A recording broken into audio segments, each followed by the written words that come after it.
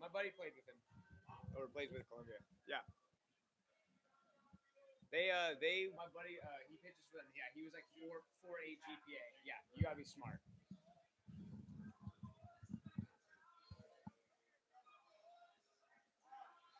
And as we get a view of the field, watching some warm-up tosses here, we are ready for Blues baseball in what will be a series-deciding game. Game 3 between the MLB Academy Barons and the San Luis Obispo Blues. As the Blues looking to take 2 out of 3 from the Barons. Barons took last night's game a nail-biter, 4-3.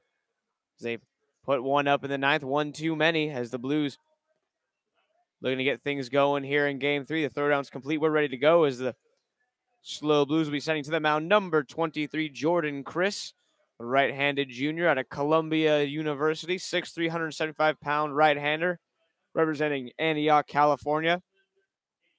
And from one of my old rival high schools, he's from De La Salle High School, as he has the job of trying to keep the Barons at bay here today as the right-hander on the mound,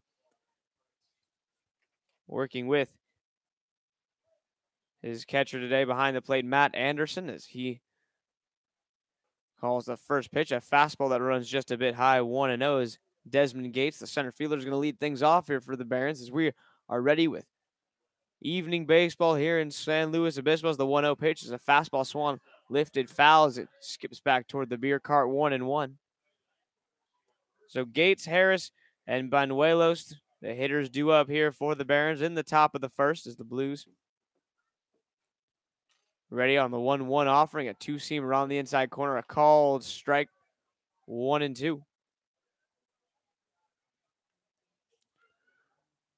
As Chris working quickly into the lineup, his 1-2 offering, a fastball that runs high, even the count up at 2-2 defensively. Start in the outfield for the Blues. Out in left field, Marco Murillo. And taking over in center field, Noah Taylor, who had the responsibilities of managing right field in last night's game. And now over in right is number 47, Luke Lipsius. That's your outfield for the Blues today. As that slider swung on and missed. Get your Jackets out. There's some wind early as Desmond Gates swings through a low slider for the first out of the inning. Is now Daniel Harris will come to the plate. The Blues defensively around the infield have Connor Sands over at third base. Blaine Jones, as usual, manning the shortstop position. Over at second is Jay Charleston. So he's been second back out in center field last night. Now at second once again here today. And over at first base, big number 31, Justin Lutz, who had a big RBI or big inning starting triple in last night's game as Harris swings through a high fastball, 0-1. No balls and one strike as the pitch to Harris swung on foul back, 0-2.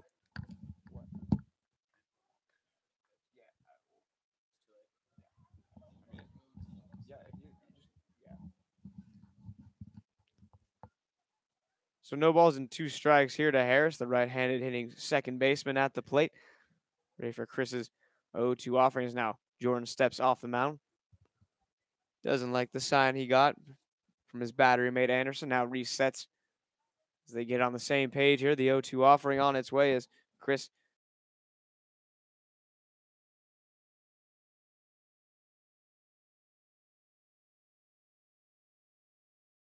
was at 0-2. Banuelos, the shortstop, on deck. Had a couple nice plays in game one over at short. If one of them is to reach, the catcher is hitting in the cleanup spot for the Barons as Chris shakes a couple times. Now ready with an 0-2 delivery here. His leg kick and fires. There's a slider down and away. Check swing by Harris. No go, says the first base umpire. It's 1-2. To round out the lineup for the Barons, hitting fifth will be Jacob Shanks, who's in the designated hitter spot.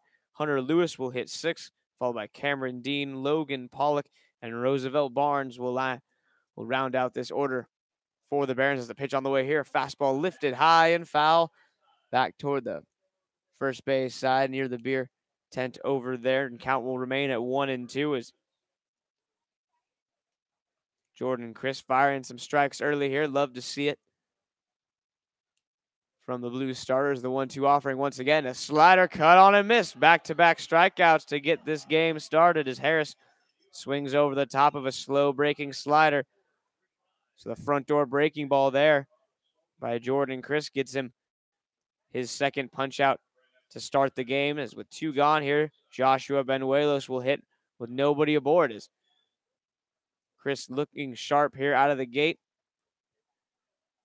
As Jordan winds and throws his first offering on the way. Fastball outside 1-0. Columbia University this year made a regional for the College World Series as their team did win the Ivy League. They ended up getting drawn into Florida's bracket. It did not go well for them after that, but an impressive year for the Columbia team as they were able to win the Ivy League tournament, get to the College World Series regional. Always a huge accomplishment as the 1-0 pitch here is a fastball for a called strike, and the count evens at 1-1.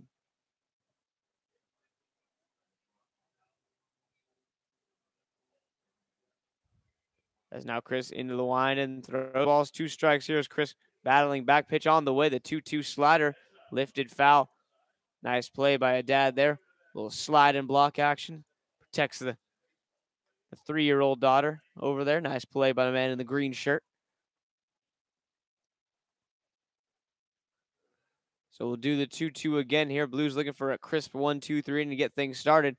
And they'll wait one more pitch at least as that slider well down and away. Nice block there by Anderson to keep it in front. The count runs full 3-2. So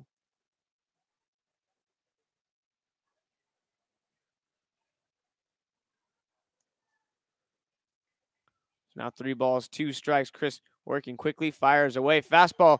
Can I help you, Joshua Benuelos? Nah, just looking as he watches a fastball cross right at the knees. And Jordan Chris starts this game off with some authority as he strikes out the side. 2 swinging, 1 looking.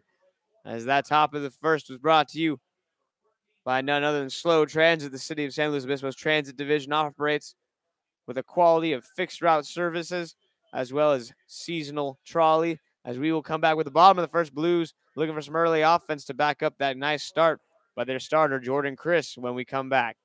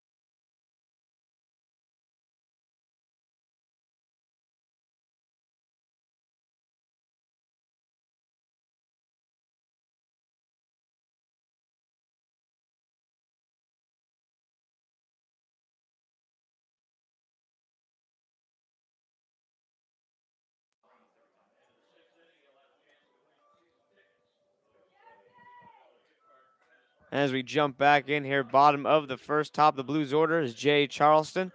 The second baseman is going to get things started. He'll be Charleston, Anderson, and Lipsius due up here for the Blues in the top of the first.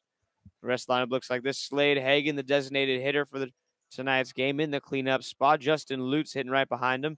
Marco Maria will hit 6th, followed by Conager Sands and Blaine Jones. So the left side of the infield hitting back-to-back in the 7 and 8 spots. And rounding out the order for the Blues will be the center fielder Noah Taylor, as Taylor had a couple hits in last night's contest. As Charleston steps up here, facing off against number 2, Kyle Sally. First pitch misses just a bit high there. 1 ball and no strikes. The Sally, left-handed pitcher, stands at 5'9", 175-pound freshman out of Duke.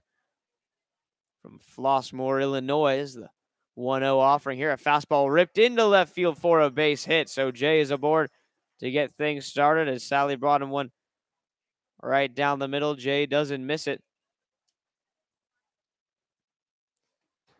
So with Charleston aboard here, Matt Anderson will come to the plate. As Anderson just spent his day in the bullpen yesterday, just hanging out. Now in the 2 spot today behind the dish, working with Chris. As Anderson gets the signs from Skip in the dugout. As Jay's been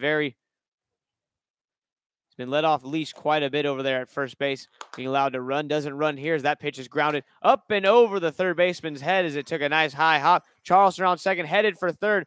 He's going to make it in as Anderson, a big turnaround first, and he'll head back to the bag. So heads up base running by Charleston. They're seeing that it was a high chopper, but once it got over the head of the third baseman for the Barons, it slowed down tremendously in that outfield grass. Charleston, no hesitation there, around second, and slides into third. So now the Blues have men at the corners and nobody out for Luke Lipsius.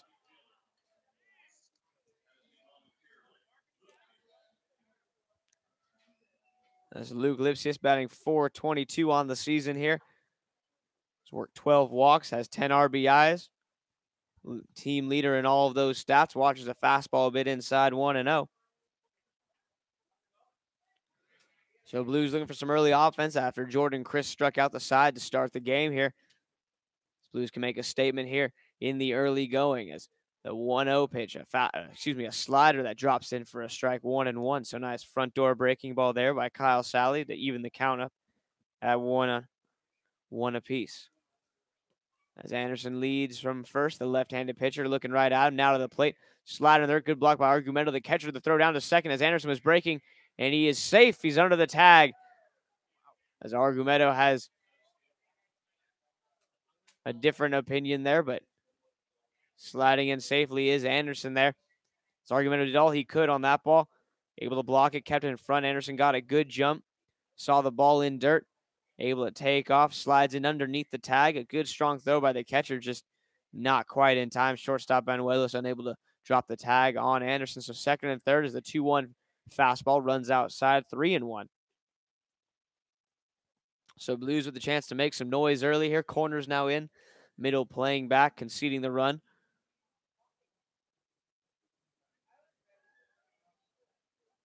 As the pitch on the way here, that fastball is low, ball 4. So Lipsius walks.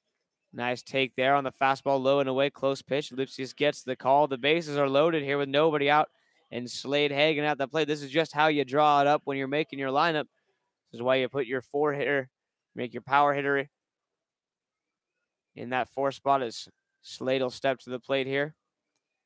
Base is loaded, nobody gone here in the bottom of the first as the Blues looking to make a statement early. First pitch to Slade, a fastball right there for a strike, 0-1. Lutz in the on-deck circle had a big triple in last night's game that he ended up coming around to score to tie the ball game. As he waits for his chance to hit the 0-1 pitch, a fastball swung on and missed a bit outside as Hagen goes after it, and the count runs to 0-2. So no balls, 2 strikes here. Bases loaded, corners still in, middle, back, double play depth as the 0-2 pitch swung on and what are they going to say? They're saying he swung on and missed, but diving in safely is Jay Charleston as it might have been, looked like it might have been a foul ball. It was a high fastball. Hagen swung at it. He missed it, but the catcher, Argumento, unable to hang on to the ball there, so it kicked away from him a little bit. Charleston with a great jump over there at third base, saw the ball carry him away. Wasted no time coming home. Umpires are going to talk about this one as that was an interesting play. So they're going to say no, as of right now, no contact. So Hagen strikes out, but Charleston comes around to score. So the Blues take a 1-0 lead here, and that looks like the call is going to stand. So Hagen with a strikeout for the first out of the inning, but heads up base running by Jay as all base runners were able to advance. as Anderson moved himself over to third, Ellipsius to second. So second and third, one gone here. And Justin Lutz at the plate. The chance to give his team an early lead, as the Blues have already grabbed one, trying to get a couple more here. Some early cushion, never a bad thing, as Kyle Sally's first pitch to Justin, a slider low and away, nice block by the catcher Argumedo. 0-1.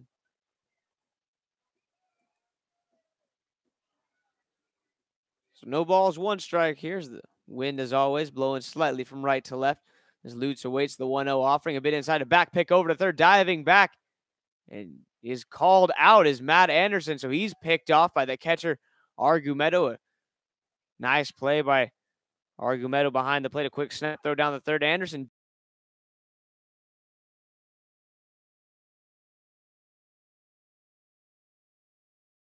If you're going back to third, you stand up because that throw's coming down that line. If it hits you in the back, you'll be safe.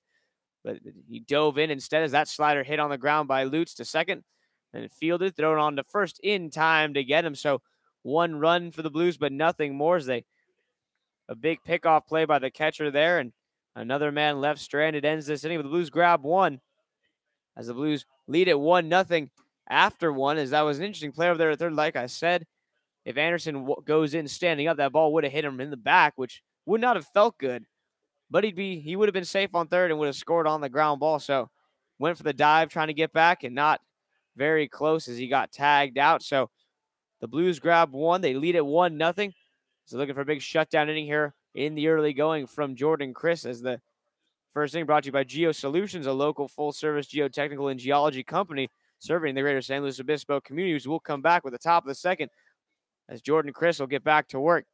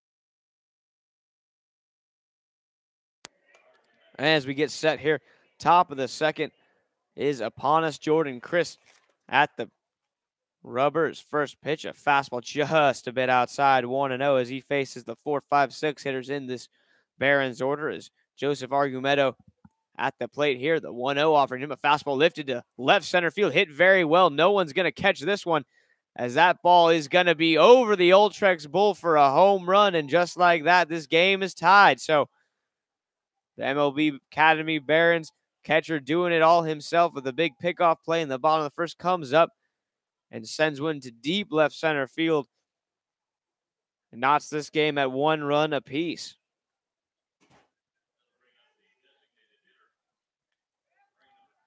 Highest highs to the lowest lows for Jordan Chris. Struck out the side in the first and then just misses his spot a little bit there. Fastball caught too much of the wide of that plate. Argumedo doesn't miss it. He sends it over the left center field, and this game's tied at 1. His first pitch called strike to Jacob Shanks. 0-1. So now Jordan looking just to flush it here. Reset. Start this inning over. There's a good fastball in the outside corner as he jumps ahead of Shanks. 0-2. So Jordan looks like he's doing just that, able to refocus here. As his 0-2 offering on the way. Slide in the dirt, good block by Anderson there. 1 ball, 2 strikes.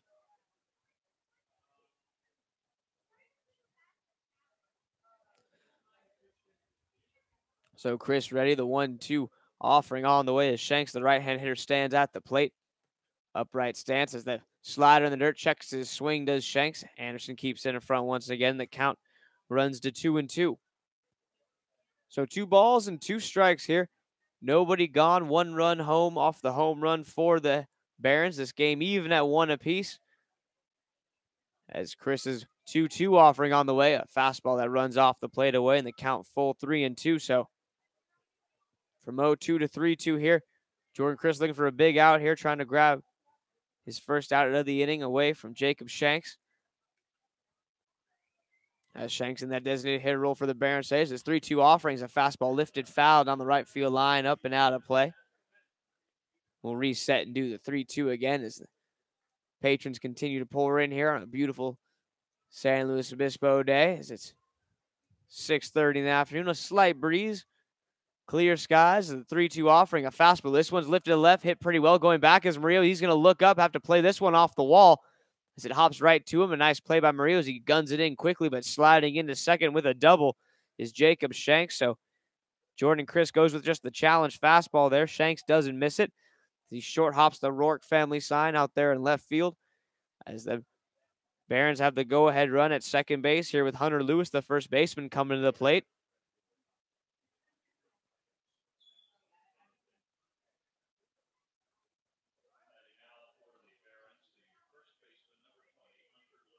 So runner at second here, nobody gone. Hunter Lewis at the plate. Blues going to try to strand Shanks at second if possible, try to keep this game tied at 1 apiece. As the first offering to Lewis, a fastball that runs high, 1-0.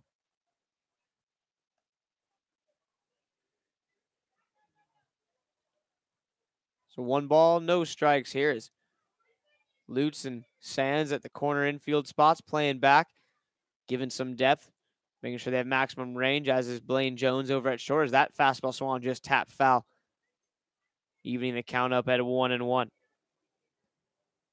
Jones, per usual for him, playing with his standing just off into the outfield grass, making sure he's got plenty of room to range. As Chris sets at the belt, the 1-1 offering on the way. Fastball runs a bit low there. 2 balls and 1 strike here.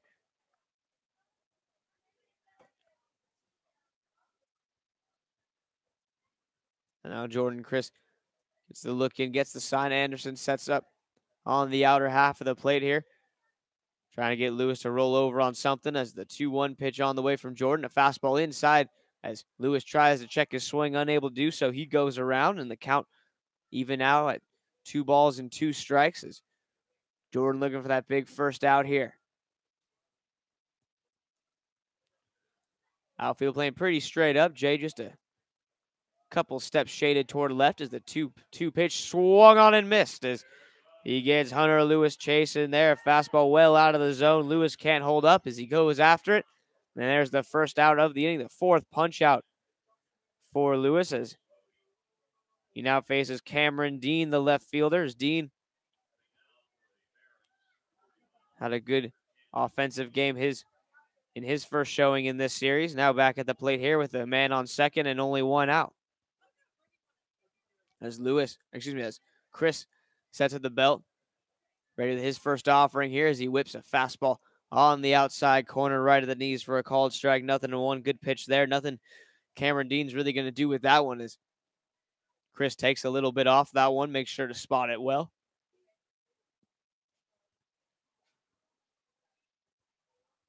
As he readies now with his 0-1 offering, and he brings a curveball that falls just off the plate away there. Count moves to 1-1, so Jordan's been getting a lot of chases late in counts on those hard breaking sliders. Unable to get the chase there on the curveball in the dirt as he now sets at the belt. Ready this 1-1 offering to the right-hander Cameron Dean as kicks and deals, runner not going. That fastball at the knees for a called strike, 1-2. Dean knew it as he hops back, and the count 1 ball, 2 strikes on him now. On deck is Logan Pollock, the third baseman. Is now Charleston over there at second base trying to keep the runner Shanks close as he now backs off as the pitch on the way. Swung on and missed. Get your jackets out as it's getting a little breezy out here. The 5th strikeout of the day for Jordan Chris as he gets Dean swinging at that slider well out of the zone.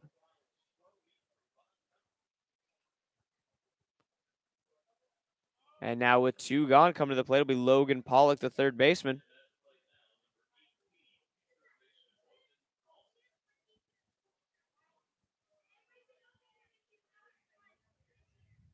So Jordan Chris 1 out away from stranding that no out double over there at second base as he misses down and in with a fastball 1-0. The Columbia man on the mound trying to get through 2 innings. He's only made 1 mistake, but he's paid for it dearly with that home run to Argumento to get this inning started. Allowed that double, but has worked well after it since. Back-to-back punch outs there as that fastball is lifted high and deep to right center field. On the run is Noah Taylor. He's going to reach up and make the catch as Taylor tracks that one down as he steals extra bases from Logan Pollock. He gave that one a ride, but it hung up there just a little too long. Taylor able to track it down. The first non-strikeout out recorded by the Blues as the Barons tie this game up at 1, but Jordan Chris allows nothing more. A couple more punch outs for the Blues starter as that top of the second brought to you by San Luis Obispo Eyes Associates. San Luis Obispo Eye Associates physicians are leaders in their fields and use state-of-the-art equipment and techniques to provide you and your family with the best possible cares. We'll come back with the bottom of the second. Blues going to look to regain that lead when we come back.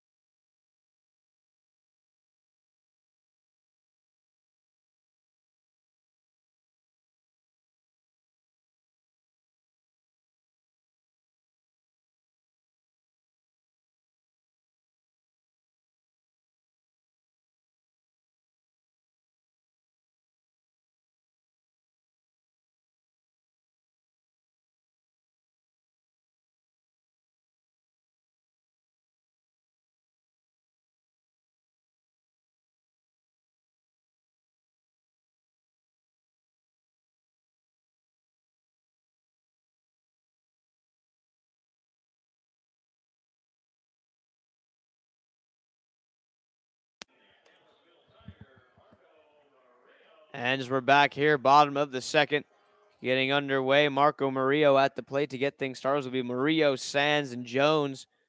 6, 7, 8 hitters. The Blues order due up. As Murillo first pitch swing pops this one up, shallow right field. Out and underneath it is the second baseman Harris as he makes the catch.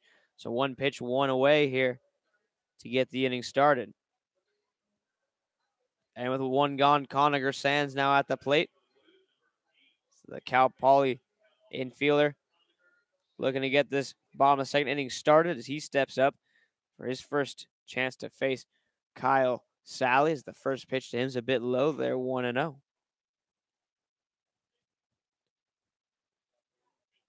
One ball, no strikes. And Sands ready to go here. The right-hander waits for Sally's offering as he lifts this one down the left field line. If it's fair, it's extra bases, and it is as it rolls all the way to the wall. Sands around first, headed for second, and he's going to coast in with a stand-up double. So a 1-out double for Conager Sands here as the Blues making some noise in the second inning as well. So Sands gets himself to second base with 1 out, and now Blaine Jones at the plate. Game tied at 1 as the Blues got 1 in the bottom of the first. The Barons were able to respond with 1 of their own in the second as now Dallas Baptist's own Blaine Jones at the plate. Here's the first offering from Sally. A slider drops just a bit low, 1-0.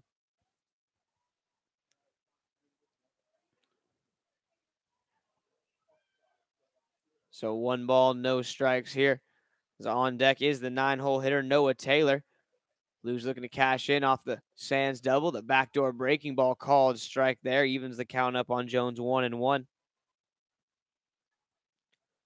It's Blaine looking to get hot with the bat here as he stands in. The right-handed hitting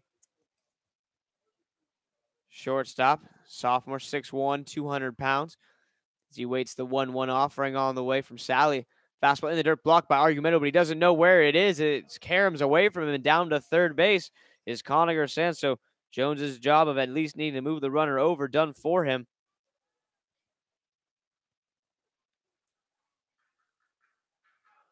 As Sands gets down to third on the pass ball. And now Blaine Jones just needs a ground ball to the right side here to knock in the go-ahead run here in the early goings. As the infield playing pretty straight up. First baseman in on the grass, but no one else cheating out anywhere closer to the plate as that fastball tapped foul at the plate, and the count moves to 2-2. So 2 balls and 2 strikes here. A grounder to anyone but first or third or the pitcher should be able to do it. As Jones waits for the 2-2 offering. A fastball low. This one kicks away from Argumento, but not far away enough. As Sands takes a look, thought about going, wisely decides against it, as now Jones will hit with a full count on him. Taylor in the on-deck circle, hoping Jones can drive Sands in, but can do it himself if needed, as he had a couple big hits in last night's game. As the 3-2 pitch on the way, low ball 4. Sally goes off speed there. It drops it low out of the zone. So a walk to Jones, and it's runners at the corners here. With only one out is Noah Taylor. Cal Poly outfielder will come to the plate with a chance to give his team the lead.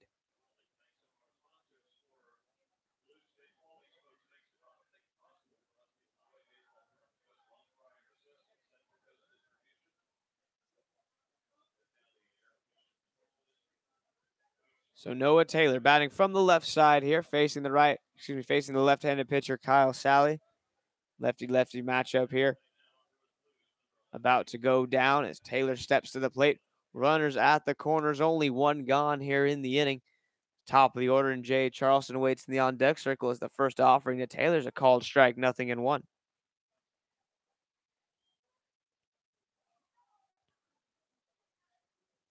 Taylor gets the signs from Skip. We'll see if he puts anything on here. As Jones can run a little bit over there at first base, as he gets a fair lead. Sally takes a look, high leg kick now to the plate. That slider hit on the ground to first. First baseman's got it, but he bobbles it. And everybody's going to be safe as Noah Taylor wins the foot race to first base. Coming home to score is Conacher Sands. Jones over to second safely, as it looked like for a second there it might be an inning-ending double play as the first baseman went up to field the high chopper. And he tried to transition the ball from glove to hand while he was also landing on his feet. Unable to multitask as that ball pops out of his glove, hits the ground. Taylor hustling hard down the line. Never giving up on the play there. Not only gets the run home, but beats the first baseman back to the bag. So it's first and second, only one out. Jay Charleston at the plate, who watches a backdoor breaking ball. As it misses 1-0 as Kyle Sally on the mound smiles as he thinks the umpire may have missed that call. I might concur. Couldn't tell you where that one missed, as it's a 1-0 count here on Jay. As Charleston looking to keep it going. Blues grabbed one here, looking for more. The 1-0 offering, a fastball low and in, 2-0.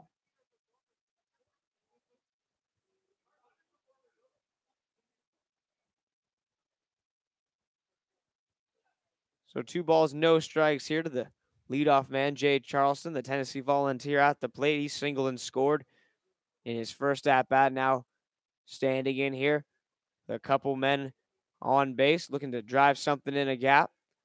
The 2-0 offering, a fastball hit on the ground to third. Pollock's got it. He's going to take it to his bag for one. A long throw across them and dug out by the first baseman, Hunter Lewis. So a 5-3 double play will end the inning, but not before the Blues grab one there.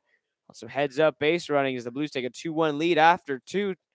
Bottom of second brought to you by Spice Hunter. The Spice Hunter creates and sells all natural and organic spices, seasonings, extracts, and mixes for the passionate cook in all of us. As we'll come back with the top of the third. Blues lead it 2-1 after 2.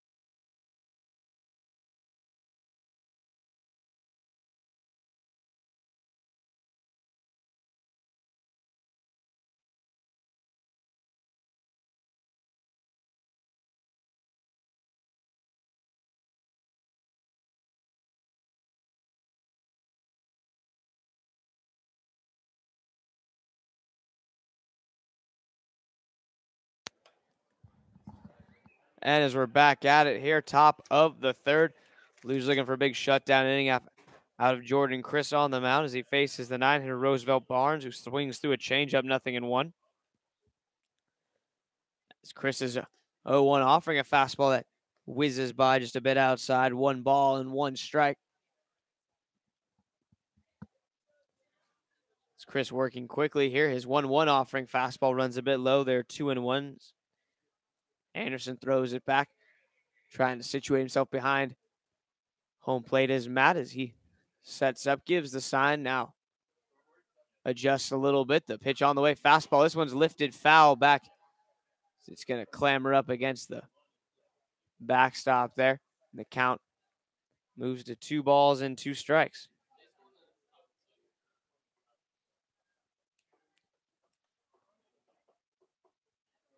So the 2-2 count on the way here.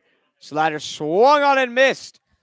As Roosevelt Barnes goes fishing there, but his line is empty as he waves at that slider, as that slider's gotten a lot of Barons hitters the first time through the order. We'll see if they can make an adjustment as we get started here on the second time through. As the top of the order, Desmond Gates comes up as he was one of the many Barons hitters guilty of getting caught trying to swing at that slider as it dove off the plate away. As Chris's first offering to the left-hander on the way. First pitch, fastball tapped on the ground to first. Lutz picks his hop. He's got it, flips it on to first. Pitcher Chris covering in time to get the speedy Gates. So the 3-1 put out. Good defense there by the Blues on the pitcher's fielding right there. As with 2 gone, Daniel Harris will hit for the second time. He struck out as well. He was one of the many strikeout victims of Jordan Chris the first time through the order.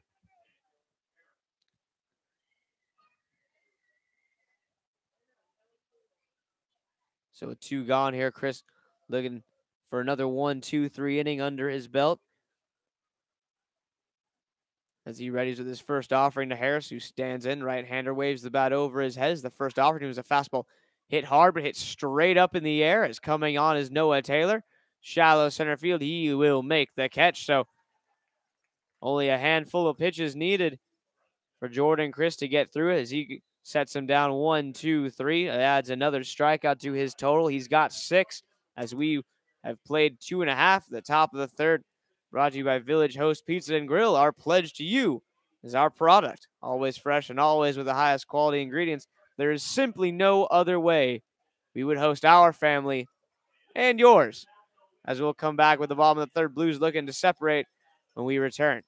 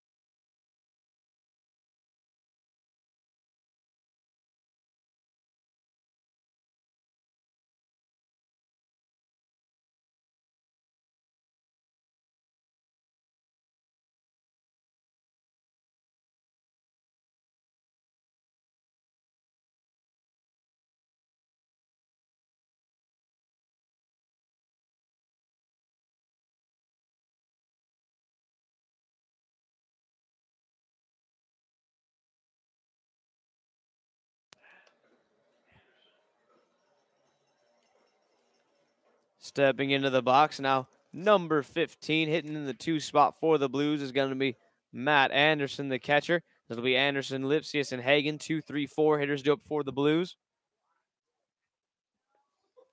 So first pitch, a called strike to Anderson, 0-1.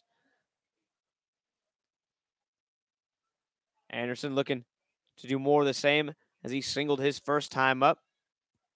Had that high chopper that bounced over Pollock's head as he's now going to get hit by that pitch on the elbow there. So Anderson's aboard on the hit by pitch, as he did not look too hurried to get out of the way of that one. Just turned his body, lets it hit him, so he's aboard with nobody out. Leadoff man for the Blues on once again, as Luke Lipsius will come to the plate here, the other Tennessee Volunteer in the Blues lineup.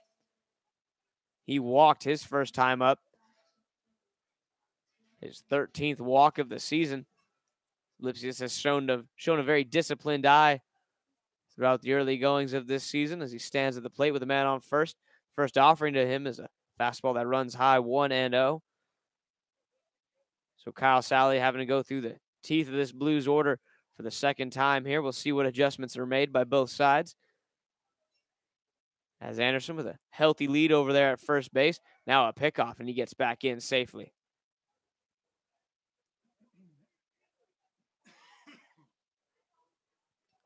Now we have a time called here as Argumedo is going to have to go out and have a chat with Sally's to see what they want to do with Lipsius at the plate. Is going to need to be careful with Luke. He's been in the 3-hole of this Blues order for a while now, and it's been because he's been producing. As he's looking for something he can drive outfield, playing pretty deep in all aspects, even left field, respecting the power of Lipsius to go the other way as the 1-0 offering on the way. Fastball, big cut and a whiff, 1-1 as he chases a high fastball there. It must have looked good as Luke took a mighty hack at that one. He was looking to give the Blues a 3-run cushion right there as they lead 2-1 right now. The 1-1 offering on the way, runner not going. Pitch swung on, low fastball fouled back to the screen, making the count 1-2.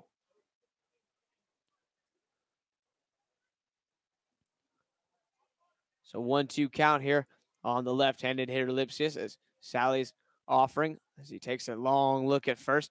High kick, Matt Anderson goes, pitch swung on and missed in the dirt. The throw down to second is not in time as Anderson's safe. So he's got to fix the hair there, some dirt. Get it in under the helmet. So Lipsius retired on strikes for the first out of the inning, but Anderson able to swipe second. So Argumedo unable to put together to strike him out, throw him out double play. So a man in scoring position for the Blues with one gone as Slade Hagen will come to the plate. As Slade also had the day off yesterday in the designated hitters role today is Slade. First pitch, he flips foul down the first base line, 0-1.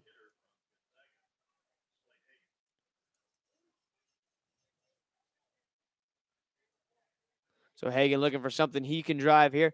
Base hit should score Anderson as the outfield playing pretty deep, respecting the cleanup man's power. As the Gonzaga catcher at the plate, the 0-1 offering to him from Sally on the way. Hard breaking slider falls low, 1-1.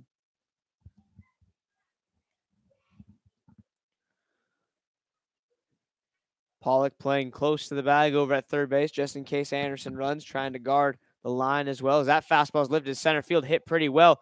Going back is Gates, still going back, spinning around, makes the catch as tagging up is Anderson. He gets back to second, now headed for third is Matt. He's going to slide in safely there. So a whirling dervish of a catch by Desmond Gates out there in center field. Is that ball was given a ride out toward the 395 sign. Gates got on his horse, able to get there, kind of got turned around a little bit as that ball got spun around in the wind, but Gates able to make the catch falling backwards. Matt Anderson wisely tags up, ran back to second base, touched up, then gets himself over to the third, making it a sac fly for Hagen with a runner on third and 2 away. Blues looking for a big 2-out hit from Justin Lutz at the plate here as he watches a ball 1-0. So Lutz looking to come up with a big 2-out knock for the Blues, try to get his starter an extra run of supporters. There's a front door slider for a called strike, 1-1. As Kyle Sally's like to use that front door breaking slider to these left-handed hitters. As his 1-1 offering on the way. That fastball swung on and missed as Lutz goes hacking after it, 1-2.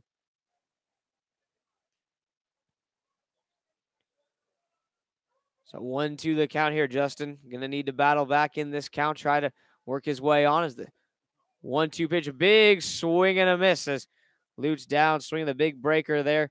Gets him way out in front, so he's down on strikes. Blues get the leadoff man on with a walk, are able to get him all the way to third, but can't push him across.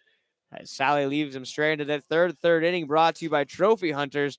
We pride ourselves on the fact that we maintain a friendly and personal approach to all customers, big or small. As we've played 3 here at Sinsheimer, Blues lead it 2-1. After 3, we'll come back with more Jordan Chris in the top of the 4th.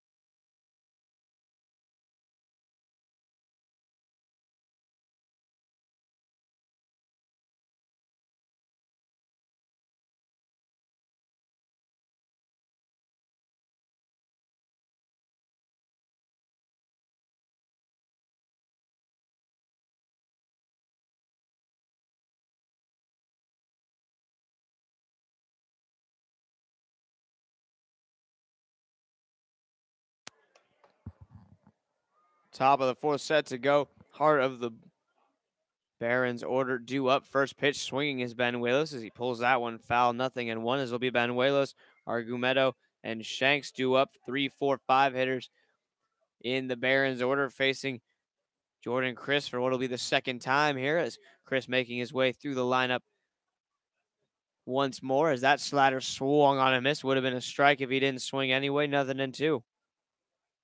Great pitch there. It will locate that breaking ball in the zone for a strike. There's now the 0-2 offering on the way here. Fastball just a bit outside. Close pitch. Called the ball millimeters there. By just a couple patches of dirt away from being a third strike. As there's strike 3. Swung on and missed. As Joshua Benuelos well out in front of a hard breaking slider there for the first out of the inning. Another strikeout for the Columbia pitcher Jordan Chris. Is now Joseph Argumedo will come to the plate.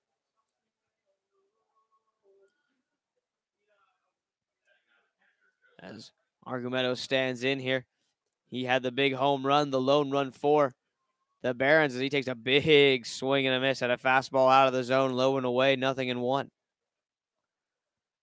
So Chris wisely goes out of the zone there, lets Argumedo's aggression at the plate take him out of the zone with that swing, as there's a good slider just a bit outside for a ball. 1-1. Close pitch. Good take by Argumedo there to lay that one off. Not much he would have been able to do with it if he swung, even if it was called a strike, as the 1-1 offering on the way here. Front door fastball, and that's going to hit him. Argumedo not happy about it. He throws the bat. Some words being exchanged, mainly from the Barons catcher, as that fastball caught him right in the front knee there, so he's aboard. Not something Chris wanted to do by any stretch. Had him 1-1, as Chris has already punched out 7 Barons batters here. So he's not out there headhunting, just trying to get an inside fastball there. Gets away from him a little bit, catches Argumedo right in the knee. So he walks it off there. So a man on first here, 1 gone, with Jacob Shanks coming to the plate.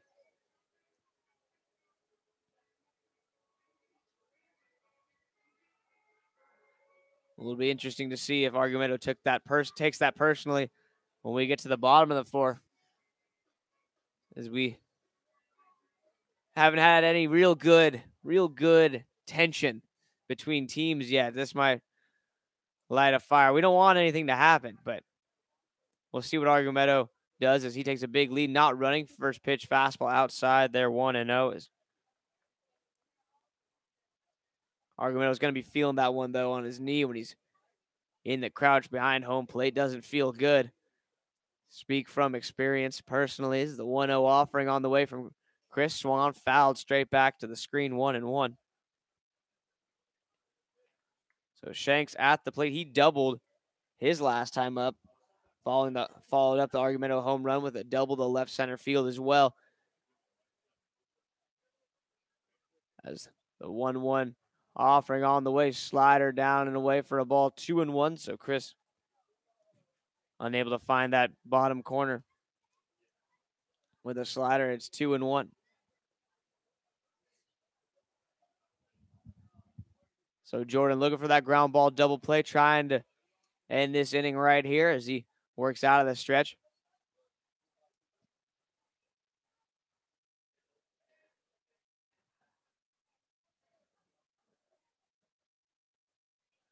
A quick pick over by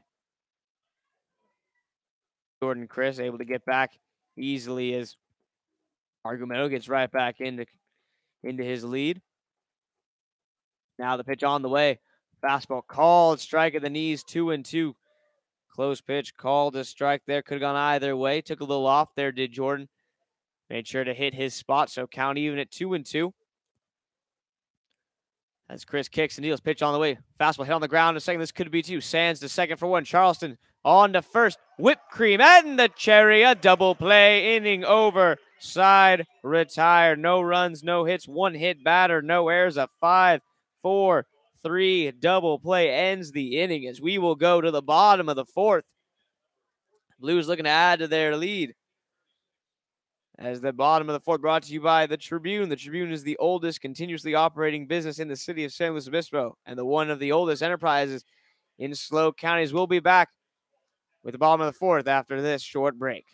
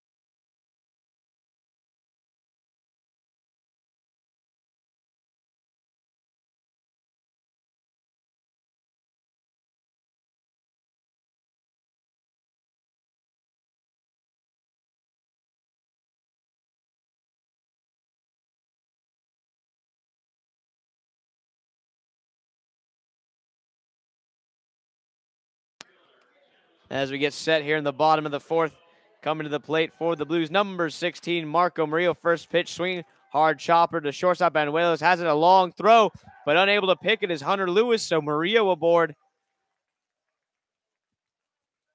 As he was hauling down the line there, was a close play either way, as it would have taken a great pick by Hunter Lewis, as he stretched all the way he could, but unable to come up with the ball there.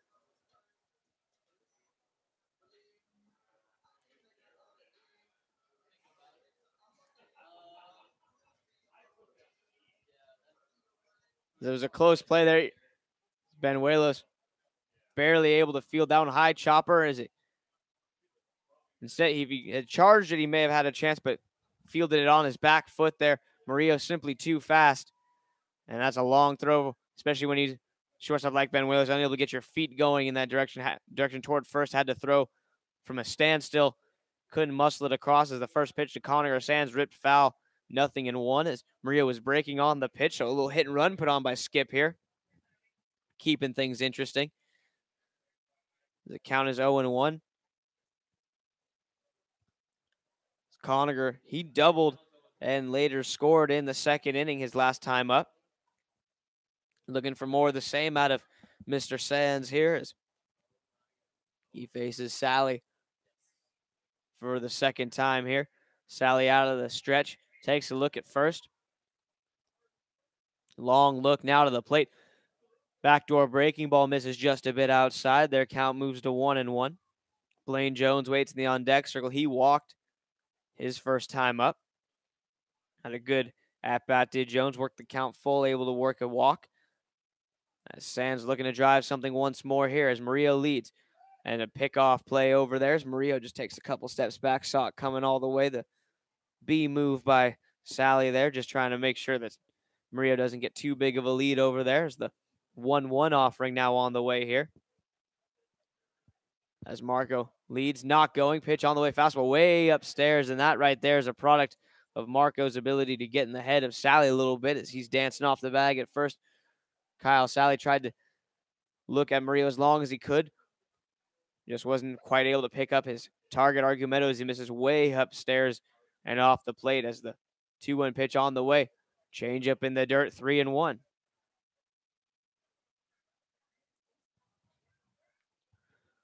Three balls, one strike the count here on Conacher Sands. He's got the leadoff man on in the form of Marco Murillo at first base.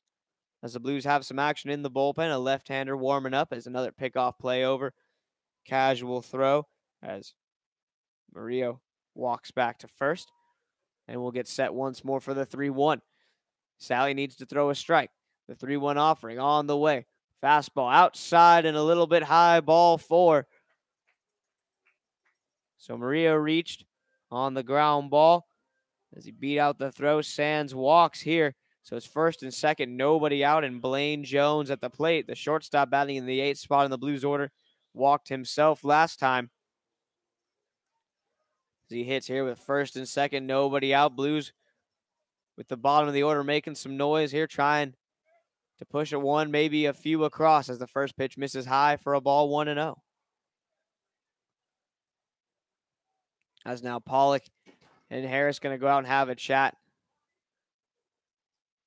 on the mound with Kyle Sally. If anyone's looking at the comment section, Curran is one of the kids of the host family of Blaine Jones. Very excited to see his host player at the plate here with a chance to drive home a run or two as the pitch on the way. Jones shows bunt, pulls it back. Is a good block there on the slider in the dirt by Argumento as it's a 2-0 count here. So 2 balls, no count, 2 balls, no strikes on the batter, Blaine Jones, as I get ridiculed by Coleman as usual. As Coleman, he keeps my grammar in check. As the 2-0 offering on the way, Sally's going to take his time, sets at the chest, kicks and deals. The 2-0 pitch swung on, tap foul at the plate as Jones, no holding back on that swing there, let it rip 2-0, got a fastball he was looking for, fouls it off. It checked up against him there. It moves to 2-1.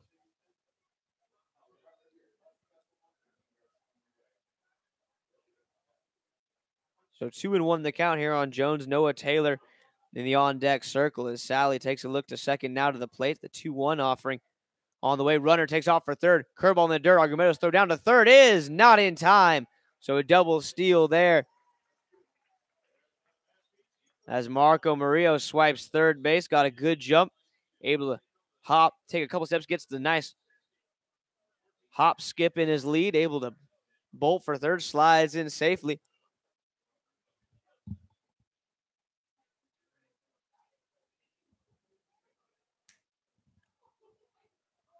The 3-1 pitch on the way here is low, ball 4, so Jones will walk, and the bases are loaded here. So Blaine, 2 at-bats, 2 walks. The bases are loaded. Noah Taylor at the plate.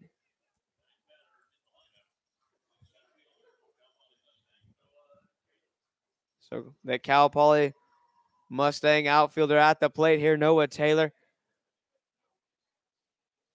stands with a chance to get a couple runs here as Jones walked. He's at first, Sands at second after his walk. Murillo reached on the air. Now a 1-0 count to Taylor as that fastball misses high up and out of the zone. So Kyle Sally here in this 4th inning, a little wild. Back-to-back walks here. It's got him in some trouble. Bases loaded, nobody out. The 1-0 offering, front door breaking ball. Big pitch for Sally for a called strike, 1-1. Like we said, he's been using that front door slider to these left-handed hitters with high efficiency.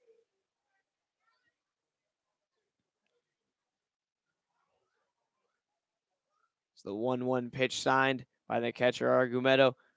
Sally kicks and deals. The 1-1 swung on, tap foul at the plate. Argumedo able to hang on to it there. 1 ball, 2 strikes. So big couple pitches possibly upcoming here to Noah Taylor. As the bases are loaded, nobody out. Infield at double play depth. Pitch on the way. Slider. Strike 3 called. Taylor caught off guard by that one a little bit. So a big punch out there by Kyle Sally as he gets Taylor looking at a slider right at the knees there, just able to keep it in the zone for the first out of the inning. So a big punch out, no one advances. So the bases are still loaded here. It's top of the order, Jay Charleston comes to the plate.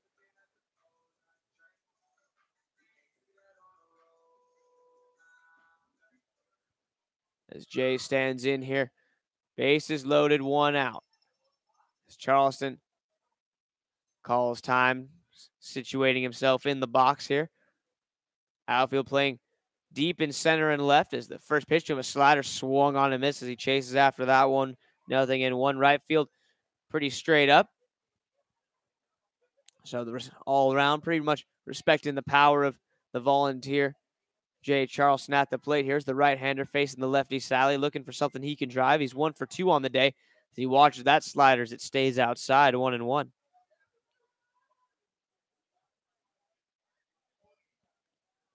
So 1 ball, 1 strike, 1 gone in the inning here. Bases loaded for the Blues. No hits in the innings for the Blues. They got an error and a couple of walks, and that slider swung on and missed as it dives below the hands of Jay. 1-2. Blues lead it 2-1 here in the early goings. We're in the bottom of the 4th. Blues with 3 hits. The Barons with 2. As now time is called here as Sally steps off, now back on the rubber. And the count 1-2. Jay looking for a ground ball somewhere. That's 3-2 pitches. A slider. High chopper on the infield. Pollock's got his only plays to first. And it's in time to get Jay, but the run does come home. So good strategic hitting there by Jay Charleston. The 5-3 ground out, but he gets the RBI as coming home to score is Marco Murillo.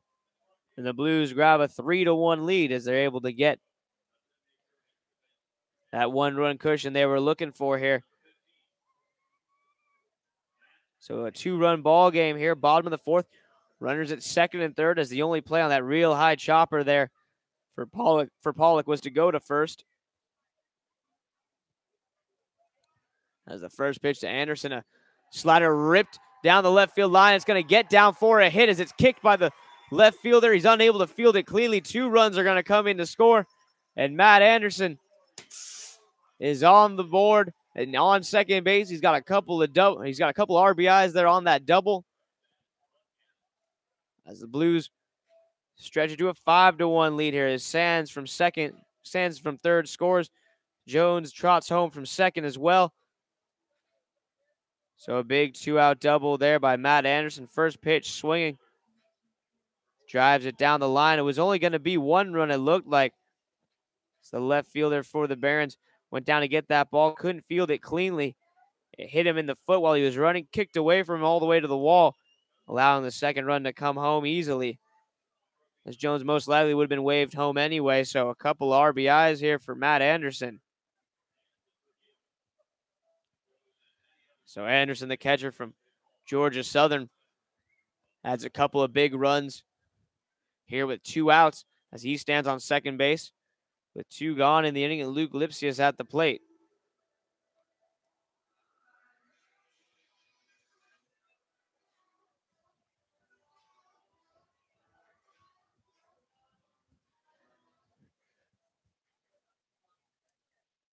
So Luke stands in here right on second, 2 gone as Sally kicks and deals his first offering on the way. A fastball swung lifted high to right field, but it's going to curl foul into the Blues bullpen. 0-1. Loud strike one there as Lipsius had a nice hack at that one.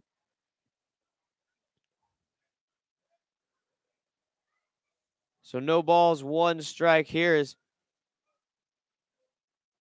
Luke stands in trying to keep this inning alive. He's got a man in scoring position over there at second base with only 1 gone in the inning. And Slade Hagen in the on-deck circle looking for a chance to hit in the bottom of the 4th as well as a pitch on the way. Slider in the dirt. Good eye there as Lipsius lays it off and evens the count up at 1-1.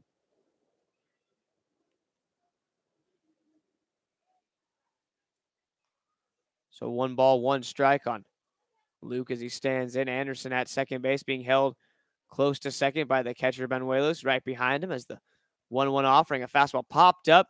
This one's going to be just in foul territory in the third base coach's box.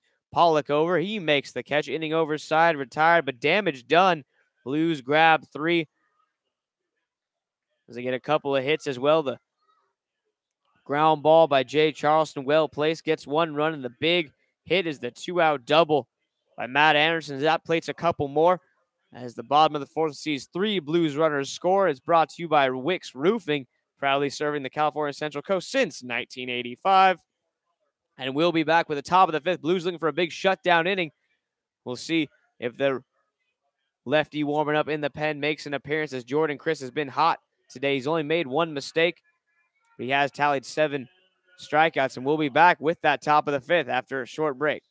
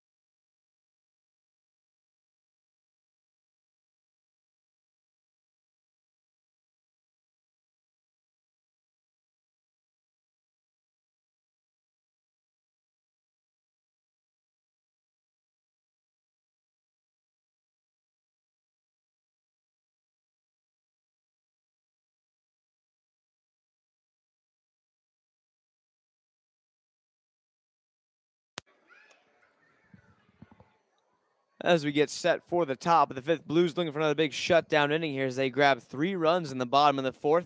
Like we said, the big 2-out double by Matt Anderson plated a couple of those runs. As a new pitcher on the mound for the Blues is going to be number 34, Peyton Sherlin, the left-hander's first offering here. Fastball just a bit outside as he faces Hunter Lewis, 1-0.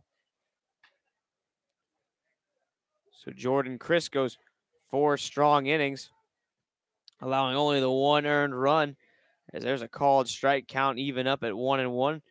Chris only allowed 2 hits as well, just the home run and double that came back-to-back batters. There's a check swing pop up shallow right field. Coming on and making the catch will be Luke Lipsius, so calls off Jay there, making the catch for the first out of the inning. Now Cameron Dean will hit. So Jordan Chris hit 1 batter, so only allowed 1 free pass. Did strike out 7 Barons hitters, so a solid line on the day for Jordan Chris as Sherlin gets the first out of this inning in the top of the 5th. As he winds and throws his first offering, a fastball up and away to Cameron Dean, 1-0. As Sherlin, we're number 34, the sophomore at Dallas Baptist, 6'2", 215 pounds. As that one swung on by Dean, lifted foul into the Blues bullpen. Good hustle there by Justin Lutz as he went after as far as he could. Ran out of track, and the count moves to 1-1.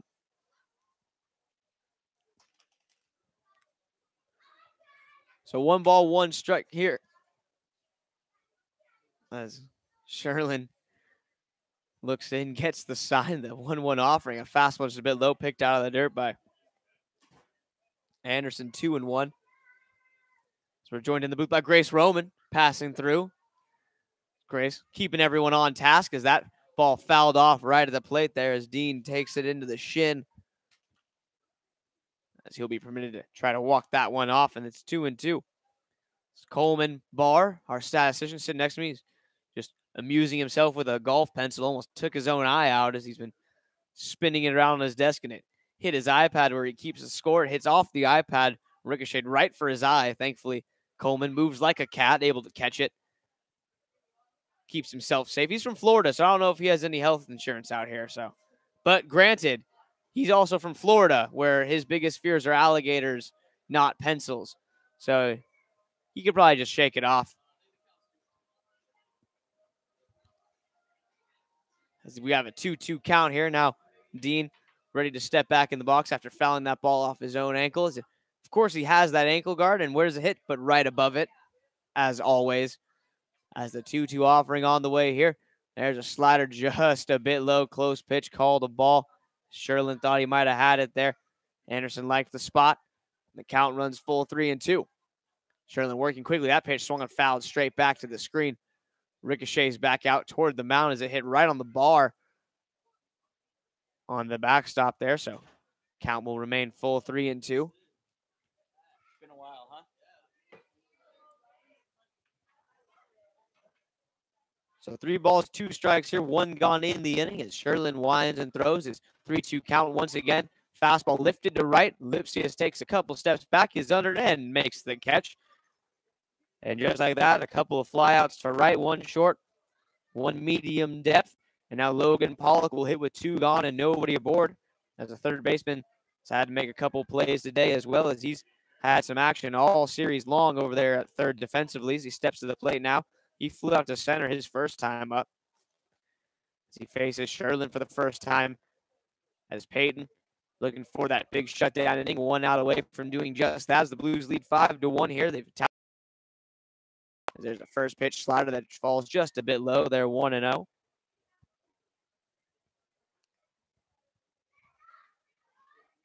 So had to reach back across his body to make the catch.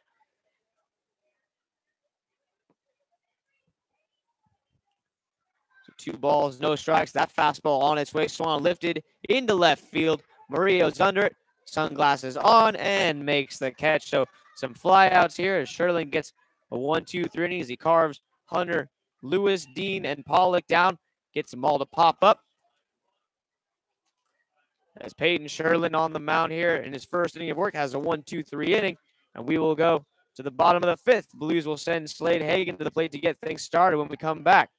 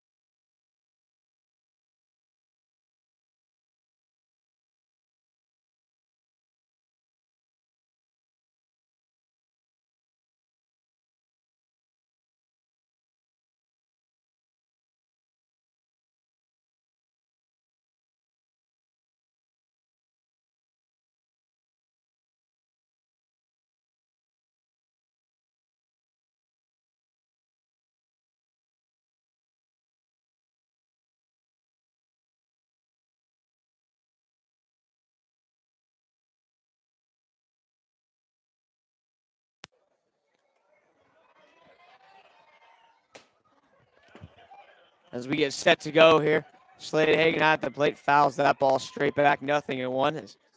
I almost had it. I had to legitimately hold Coleman back from leaping to his own death to field that ball. As the 0-1 offering to Hagan, here's a slider just off the plate away, 1-1. New pitcher on for the MLB Barons. It's going to be number 23, Gavin Kipestroud. As Kyle Sally's day is done, he goes 4 innings. As the 1-1 offering to Hagan here, a fastball that runs high, 2-1. 4 innings for Sally, 4 hits, 5 runs, 4 strikeouts, and 5 walks on the day. As the Blues lead this game 5-1.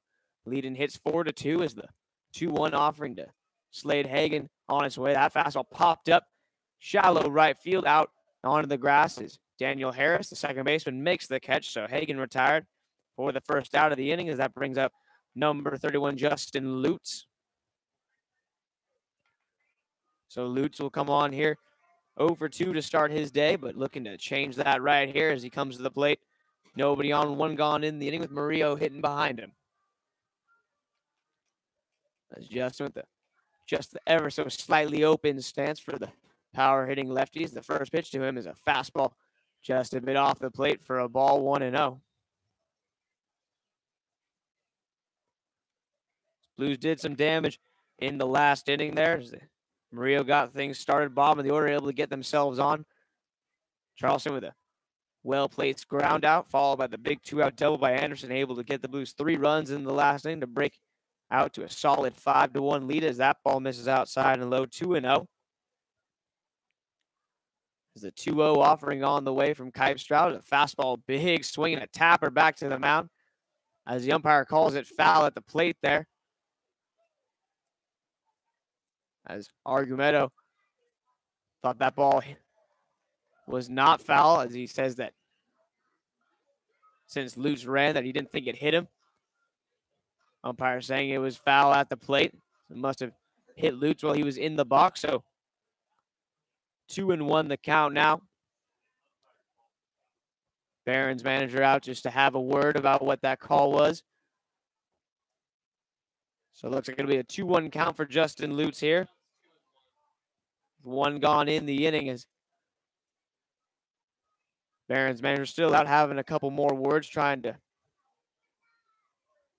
figure out what the call was, since Lutz did run.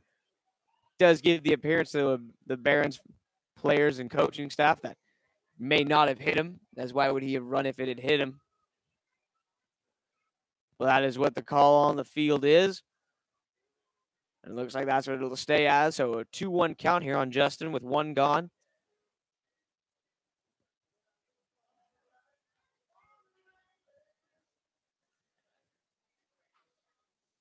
There's a little meeting on the mound as the players take this time to talk to their pitcher, as Kipstroud, with one gone in the inning, facing a dangerous hitter in the box, was in the form of Lutz. As Justin ready for the 2-1 offering here, as Kipstroud sets at the belt. No windup necessary. The 2-1 offering.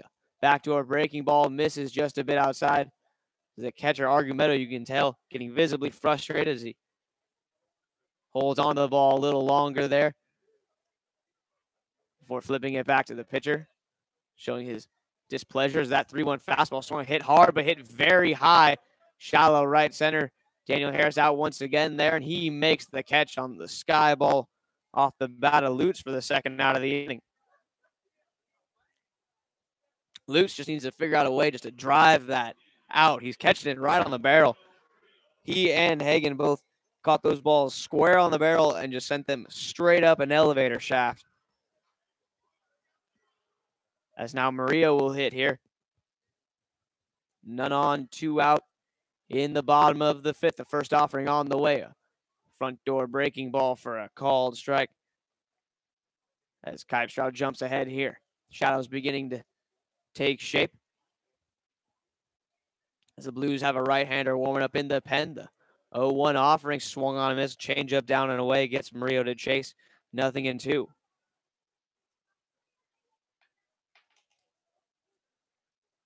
So no balls, 2 strikes here on the batter Murillo. Marco reached on the air, scored in the 4th, popped out to second. His first time up as he swings through a slider there, strike 3. So Blues down and or a couple of high pop-ups, and the strikeout by Kipstroud ends the inning at the top of the 5th. Is no more, as the top 5th was brought to you by Ultrex Business Products. Our vision at Ultrex is to be acknowledged by our customers as a leader utilizing innovative technology, quality services, and unique solutions to add unmatched value to our customer base. As we'll come back with the bottom of the 5th. Excuse me, we'll come back with the top of the 6th. So we played 5 here at Sinsheimer. Blues lead at 5-1 after 5.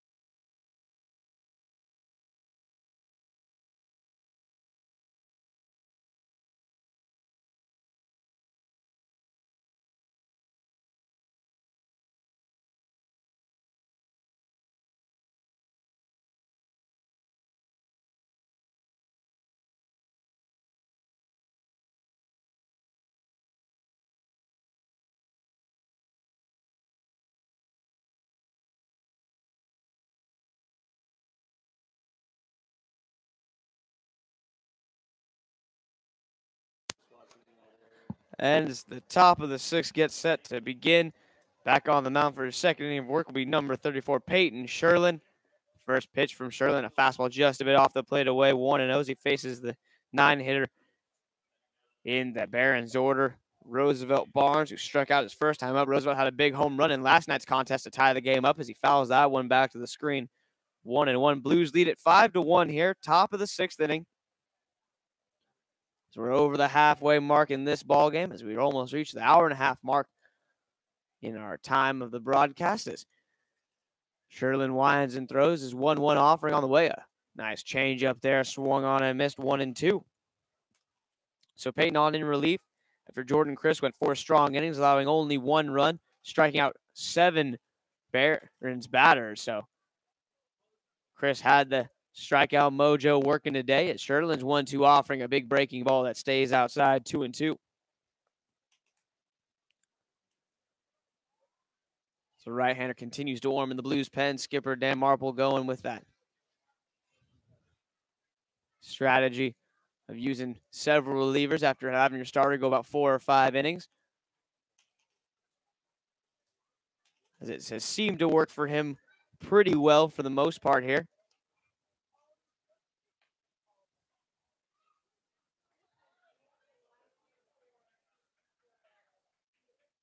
Nice pitch by Sherlin there, just misses outside. So the count full here.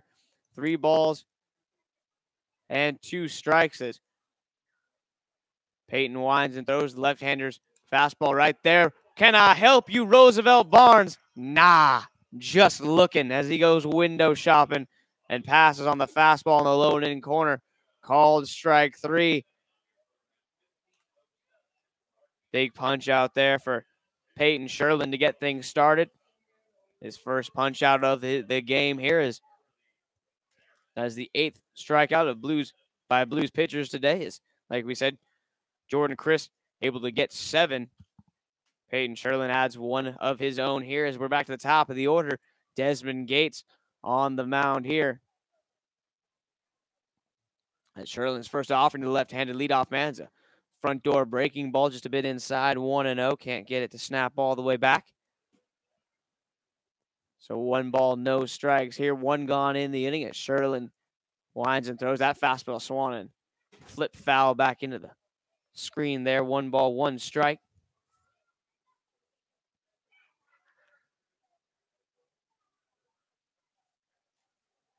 Now winding and throwing is Sherlin as Desmond shows bunt. It's a push bunt down the first baseline. It's going to be a good one, and it's going to be a hit. As Blues try to flip it there, as they're going to flip it back to the pitcher, but they're going to call him safe as they thought that Gates might have tried to round the first base bag with intent to move to second, but umpire says he does not. So a bunt single there for Gates as it's a beautiful push bunt down the first base side. The lefty shows off the wheels as it was right in no man's land there. Lutz was the only one that could make a play there, but Sherlin not fast enough off the mound to be able to stick with Gates in the foot race. That's a perfect bunt there. Nothing you can do about it as a defense. And the guy with speed's able to drop one down right in the right area like Gates did right there. So a man on first here for the Barons. 1 gone in the inning as Daniel Harris at the plate. The first offering on the way from Sherlin to Harris. A fastball just a bit low there. 1 ball, no strikes.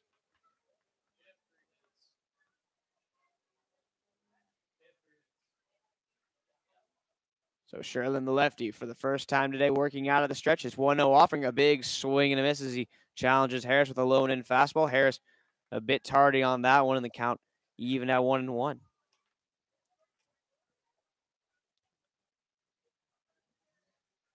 So 1 ball, 1 strike. Sherlin looking for the big double plays. The 1-1 offering. Backdoor breaking ball called strike 1 and 2.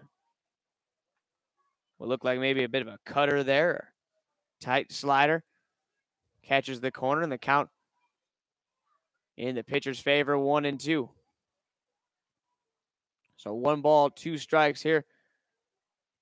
As Sherlin sets at the belt. Takes a look over at first. Gates not going to get a chance to run. Is picking off over there is Peyton, keeping him close.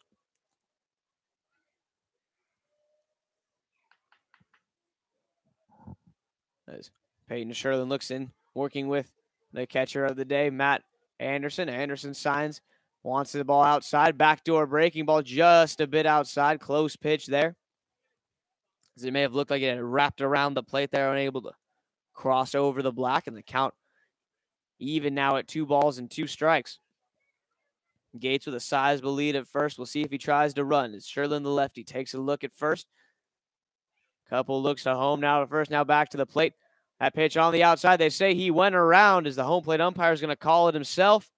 Harris is gone. He thought he should have at least had an appeal down to the first base. It was a close call there, but home plate umpire makes the executive decision on the check swing. Says he went around. As it's 2 gone now with a man on first base, as Peyton Sherlin will face the 3-hitter Joshua Benuelos. Benuelos 0 for 2, couple strikeouts on the day so far. As Peyton Sherlin looking to get through his second inning of work here. As Sherlin sets, kicks, and deals his first offering. Fastball swung on and missed, 0-1. As Benuelos waves at a fastball just a bit out of the zone there, off the plate away. No balls and 1 strike.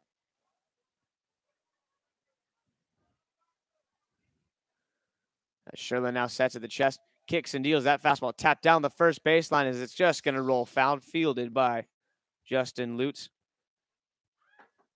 in foul territory. The count moves to 0-2. This is our final ticket attendance tonight here at the Blues game. 622 patrons have made their way into the ballpark so far.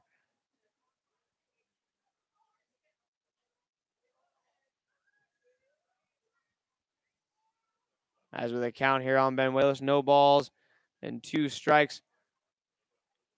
Sherlin kicks and deals his 0-2. A slider chopped on the ground, a short charging in is Blaine Jones. He's going to have to hurry. Throws on the run. A high throw, but a nice catch by Justin Lutz as he stretches to his right. Makes the nice snag, does the big lefty.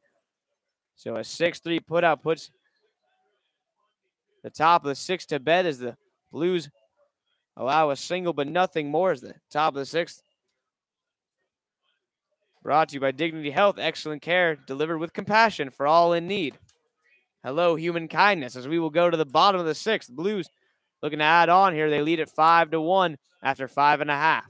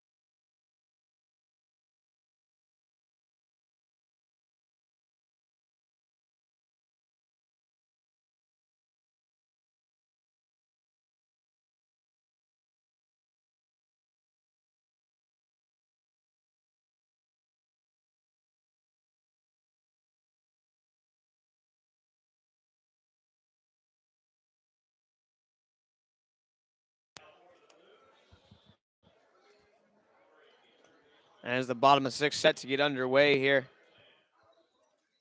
Conner Sands going to get things started as he steps to the plate. Shadows now making their presence felt as the majority of the infield covered, along with a good part of right field in the outfield there. There's a fastball for a called strike, 0-1 to Sands. It'll be Sands, Jones, and Taylor due up here for the Blues in the home half of the 6th. As Gavin Kipestrout on the mound for what will be his second inning of work as he misses outside there with a fastball, and the count evens at 1-1. Now Sands ready to pitch on the way from Kipestrout. That changeup drops a bit low there. And Sands going to get the advantage here, 2-1 as he's able to lay off. So Conner looking to get on base here. Blues looking to take the series against the Barons. It's so far split at a game apiece as that slider stays inside, 3-1. So 3 balls, 1 strike here. As Sands stands in, looking for something he can drive, trying to add on in this inning if they can. As that fastball fouled straight back to the screen, and count will run full 3-2 as The Blues have games all this week. We have fireworks night tomorrow night here at the stadium, and well, as well as a game just before. We also have games Saturday and Sunday as that fastball fouled back into the stands. The count will hold 3-2, an off day on Monday, and then another straight week of baseball here at Sinsheimer Stadium. So the Blues season in full swing right now. The very large homestand upon us. This pitch on the way here. Slider fouled straight back to the screen as Sands stays alive 3-2. So Blues with a good chance if they can get this game, win this series, try to get hot, start climbing back up the ranks in the CCL. Blues looking for some league wins, and they'll have plenty of chances on their home turf to do just that. It's a 3-2 pitch on the way here. Slider upstairs, ball for Sands. Ducks out of the way of that one. That's it. Maybe just giving him a nice little haircut on the back of his neck there. But he reaches safely, so Sands on first base after the walk. And that'll bring up Blaine Jones. So Jones at the plate here.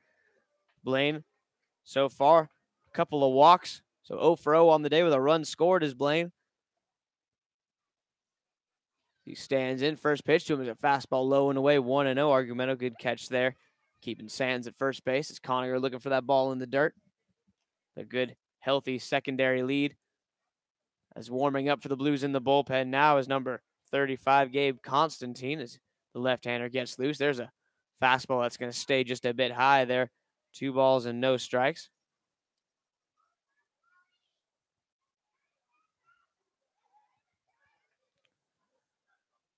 So Kipstrout, the man on first here to get things started. Runner goes, pitch swung on, fouled back to the screen. So 2-0, Blues put the hit and run sign on there. Figuring Jones was going to get something he could drive. It was a fastball out of the zone. Would have been ball 3, but protecting his runner was Jones, able just to foul that ball off. So 2-1 the count here. Man on first base as Sands gets back to the bag now. Jones ready for the 2-1 offering as Kipstrout to the plate, slide step, changeup swung on and missed as Jones a bit out in front there. Count even at 2-2.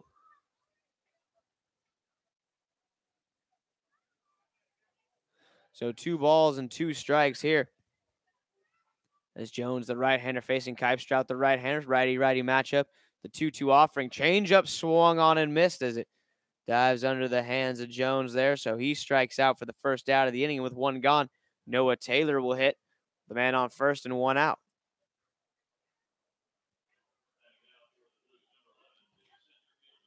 So Taylor, the lefty, at the plate here, facing Gavin Kipstrout, the right-hander, on the mound. As Taylor on the day 0 for 2. Reached on an error his first time up as he watches a hard-breaking slider on the inside corner, 0-1.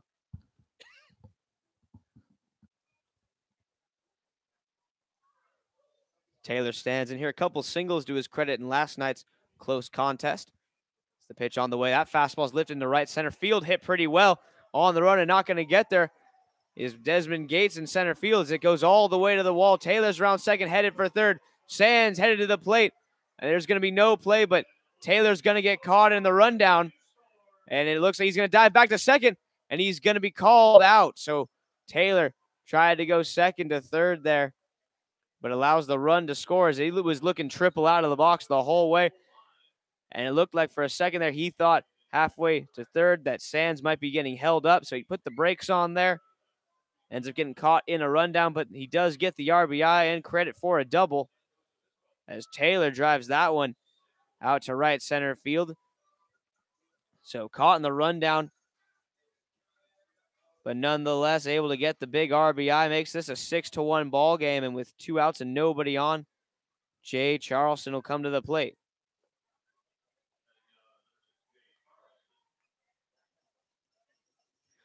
As Jay at the plate here, first pitch at him's a ball 1-0. So Kipstrout gets some help from his defense there. So they catch Taylor in between bases. That fastball runs inside 2-0. The Blues able to push one across as they get that leadoff walk.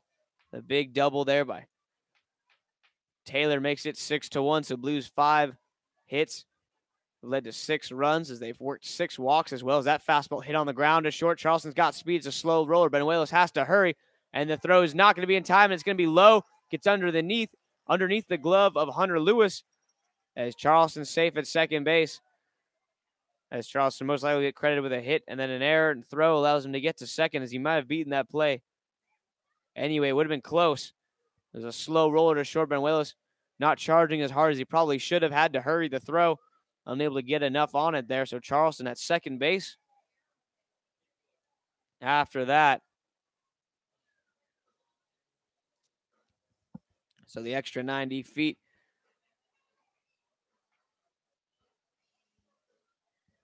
helps Charleston get into scoring position there as he stands on second base. Matt Anderson at the plate.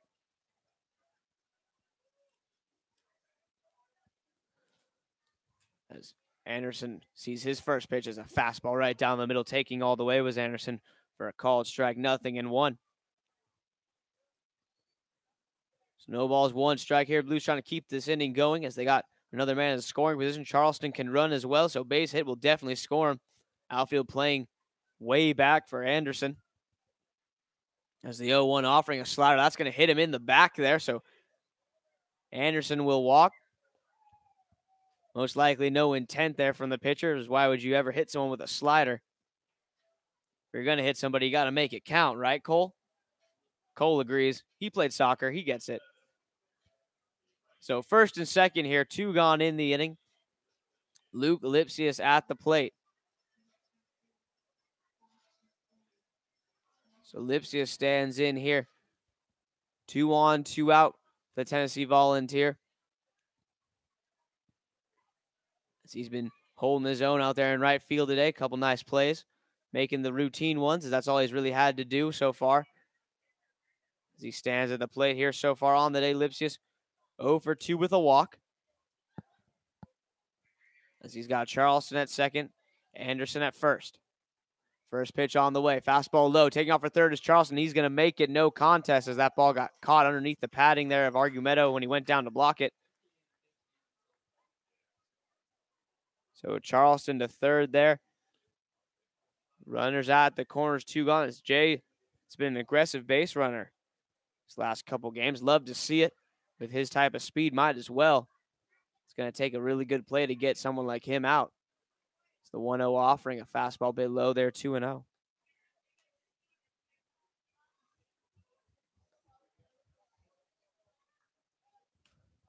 So 2 balls and no strikes here as Lipsius with a chance to add another one. That fastball just a bit outside, 3-0.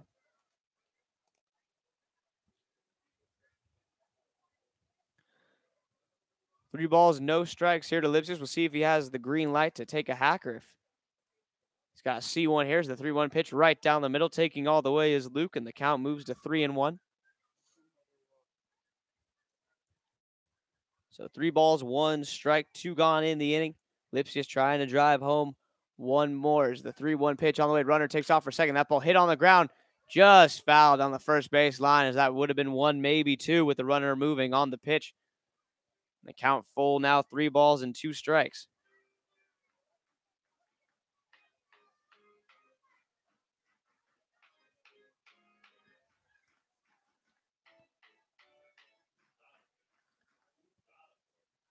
Count runs full here, 3-2. Lipsius back in the batter's box. Anderson has returned to first. As Gavin Keep Strout looking for a big out. Lipsius ready. The pitch swung on, fouled straight back. Runner going once again. As Anderson, full count, 2 strikes, might as well take off once you know the ball is going to the plate, as we'll reset for another 3-2 offering. Here's the Blues with a 5-run lead here as they look to get 9 more outs defensively. Lipsius, of course, trying to add to that lead if he can. The Blues going to look for that bullpen to stay strong as the pitch here on the way. Fastball ripped foul as that one almost skipped into the Blues bullpen there. A hot shot off the bat of Lipsius. He's early on the changeup there.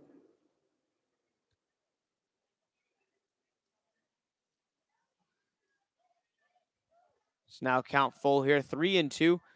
2 gone in the inning. Lipsius at the plate. If he can reach in any way, Slade Hagen will get a chance. The 3-2 offering on the way once more. Runner goes. The changeup swung just lifted foul toward the beer line, out of play, and we'll reset for another 3-2.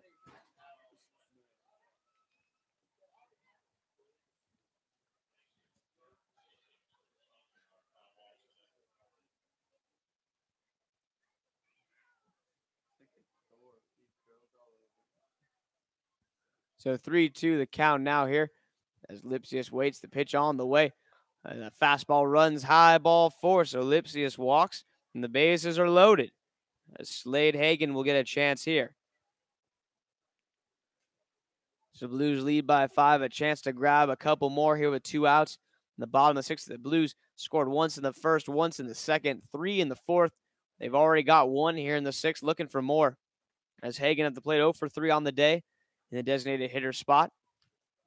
It's the first pitch from Kipestrat on the way to him. A slider low and away for a ball, 1-0.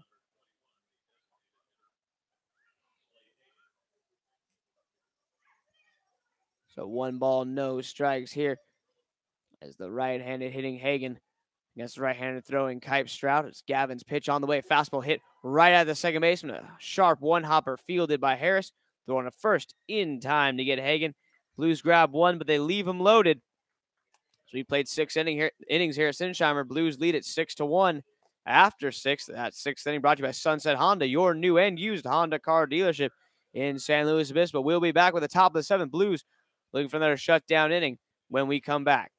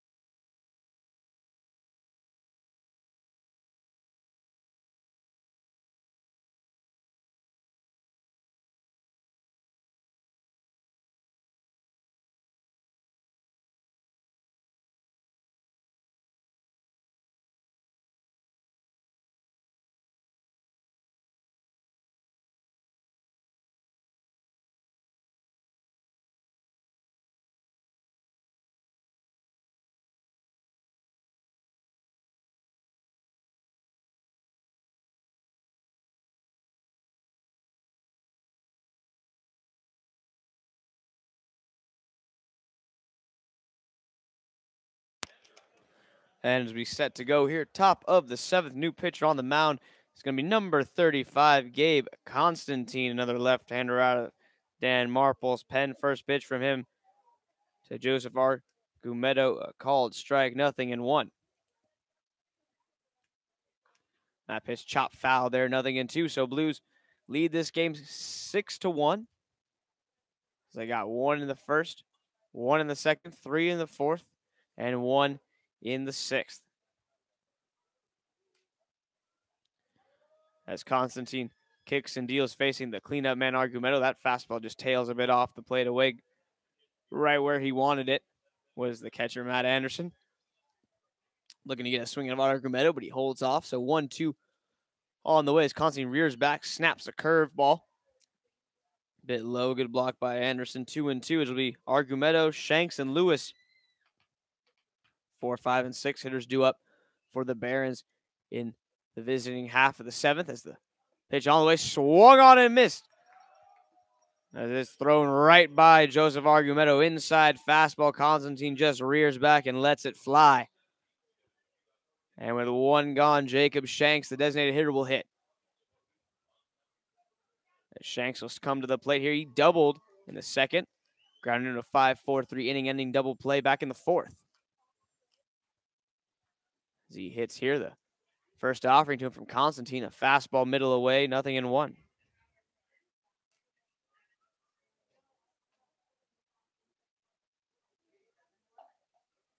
The 0-1 offering on the way, lifted into left center field. Coming on is Murillo going into a dive and unable to come up with it is Marco as he throws it back in from the knee. So a single there for Shanks as Murillo almost with a fantastic catch. Unable to do so.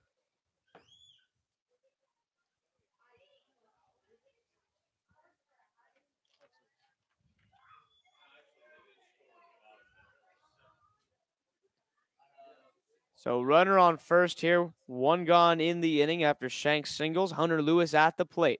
Constantine's first offering, a fastball just a bit high there, 1-0 as Gabe.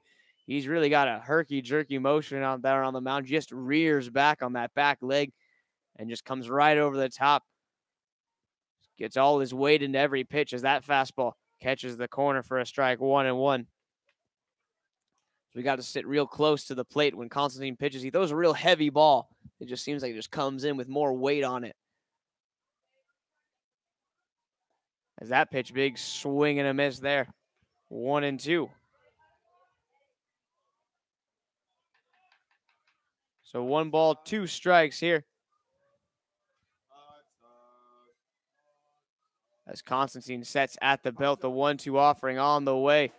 And pitch swung on, fouled straight back as he goes with a high fastball, just not quite high enough. Count moves to 1-2, or count holds at 1-2.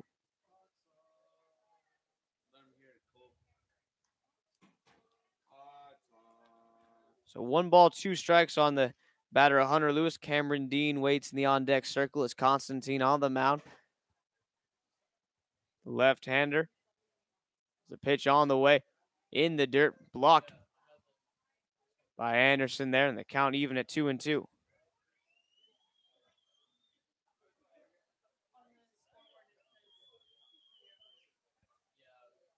So 2 balls and 2 strikes here. 1 gone in the inning. A man on first. As Constantine looking for a ground ball right here. The 2-2 offering on the way. Kick steals fastball pulled down the third baseline. Foul out of play. Goes to 2-2.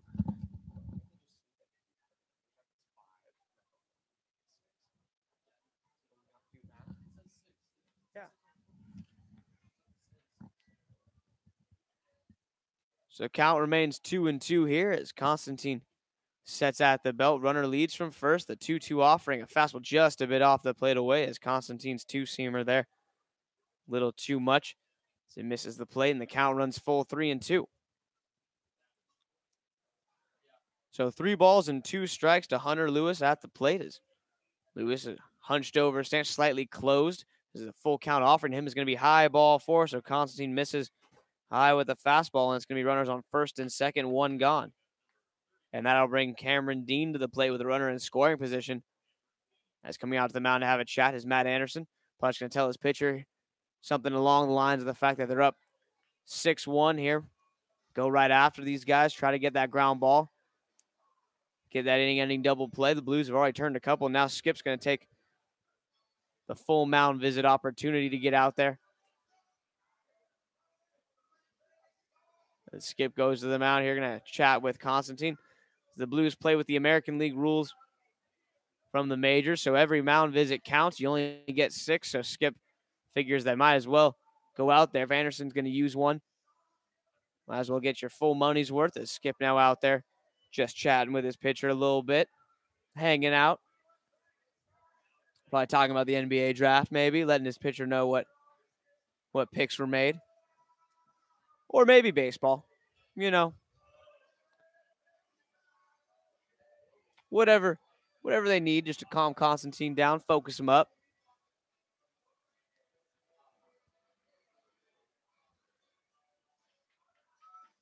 So Constantine looks in here. Blues lead at 6-1.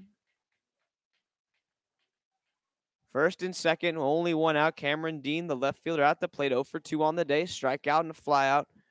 And his 2 times up. Ground ball still gets the Blues out of the inning if they can turn 2. That fastball swung on and missed as he throws it right by Dean there. 0-1. As Constantine just rears back with the old country fastball there. 0-1. As Constantine sets at the chest. Anderson sets up on the outside corner. Pitch on the way. Another fastball. A nice block. That one just kind of 2 seams into the dirt there.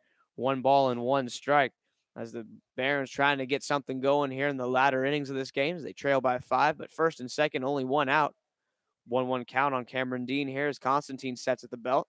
Looks back to second, no one holding the runner. Pitch on the way. Fastball a bit low.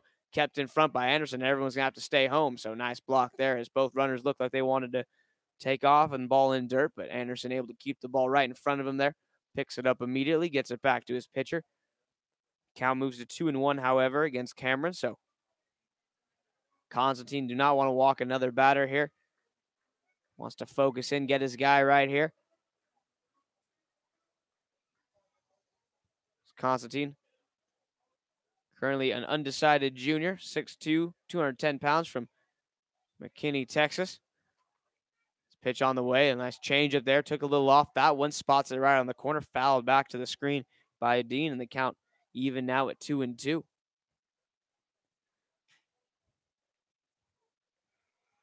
Two balls, 2 strikes on the batter here. 1 gone in the inning. First and second, middle infield pinched at second base. Conacher Sands not playing even with the bag, but hugging the line just in case, trying to stay away from allowing any doubles down the line here as that fastball misses low and in, and the count full 3-2. So 3 balls and 2 strikes here on Cameron Dean. Big pitch upcoming by Constantine as Gabe's offering on 3-2 is low ball 4. So back-to-back walks here. It's going to have Skip going to the pen possibly soon to see if anyone's warm, as there's been some action throughout the inning as the bases are loaded here with only 1 out.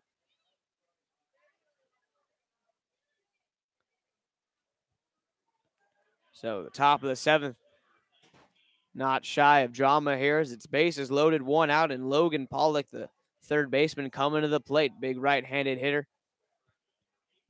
As Pollock, 6'2", switch hitter from Michigan at the plate. So the Wolverine stands in here. Blues still a pitch away from getting out of this inning as that fastball misses a bit low, 1-0. You don't want to let the Barons take too big of a bite out of your lead right here. 5-run cushion seems like a lot, but with a situation like this, it only takes a couple base hits to make it a 1-run ball game. As the Blues have a lefty getting loose in the pen here. As Anderson went out having a chat with Constantine, just trying to keep his pitcher calm here. Stressful situation, but he's got the run support behind him as the Blues lead by 5, like we said. Constantine can just focus in here, just fire some strikes. Hopefully he gets that ground ball as the 1-0 fastball at the knees. Nice pitch there. Whatever Anderson said must have worked as it's a 1-1 count here. That was a great location. Not much Pollock's going to be able to do with that. He could try to lift it. Otherwise, it's going to definitely be a ground ball on something low in the zone like that as he swings through a fastball 1-2. So Gabe on the mound here. Now ahead in the count, 1 ball, 2 strikes. Gets the sign from Matt Anderson. Now ready with his 1-2 offering here as he winds and throws the 1-2 pitch. Fastball swung on and missed. Get your jackets out. It's getting a little breezy here as the sun drops down, and Pollock heads back to the dugout with nothing to show for that at-bat. Wave to him, Cole. Wave to him. The 2 gone in, a couple of big punch-outs. None bigger than that one right there with the bases loaded as Pollock unable to get a run home. As now Roosevelt Barnes, the 9-hitter at the plate. First pitch to him, swung on and missed.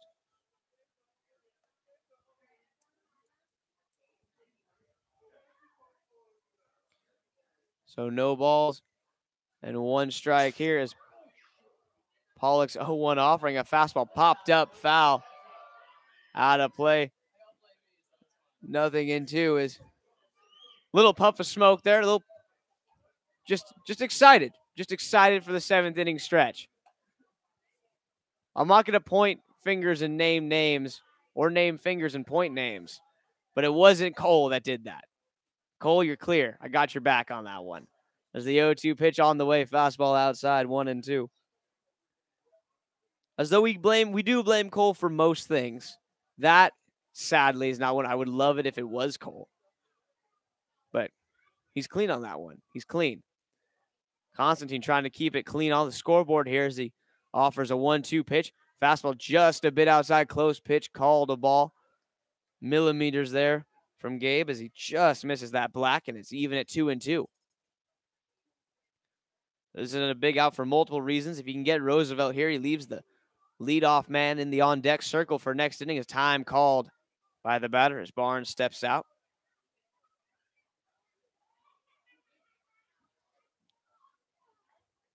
So Roosevelt stands back in here, ready for the 2-2 offering on the way. Fastball just tapped foul there as he stays alive.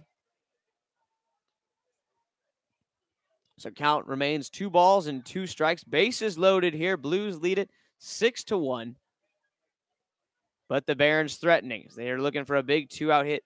Barnes did have a home run in last night's contest. As the 2-2 offering from Constantine on the mound. As he winds and throws, fastball popped up. This is going to be playable for Jones at short.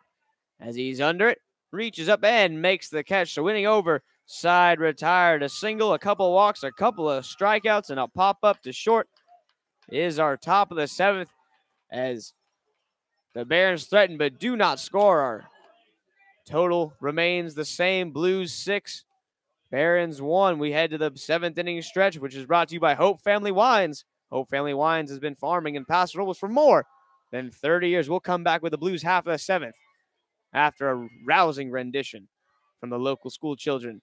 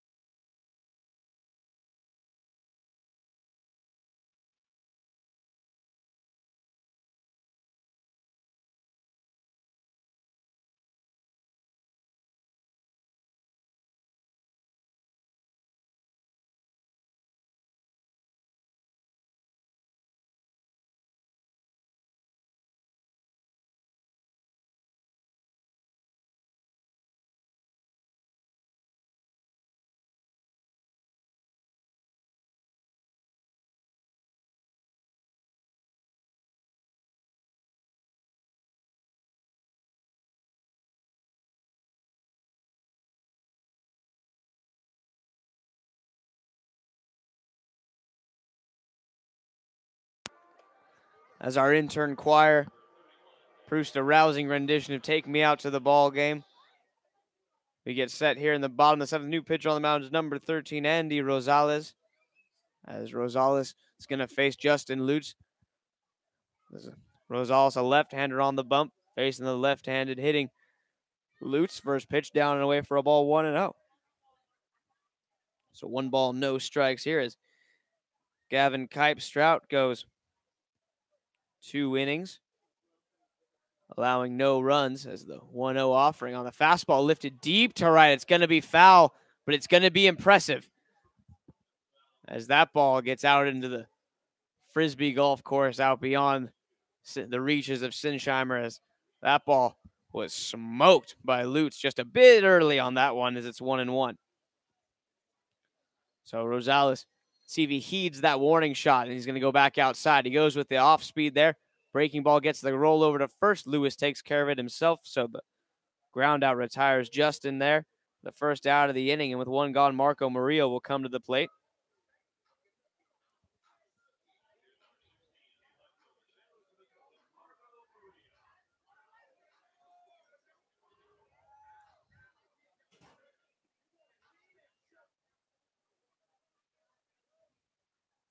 As Murillo at the plate now for his first opportunity, as he stands in against Rosales.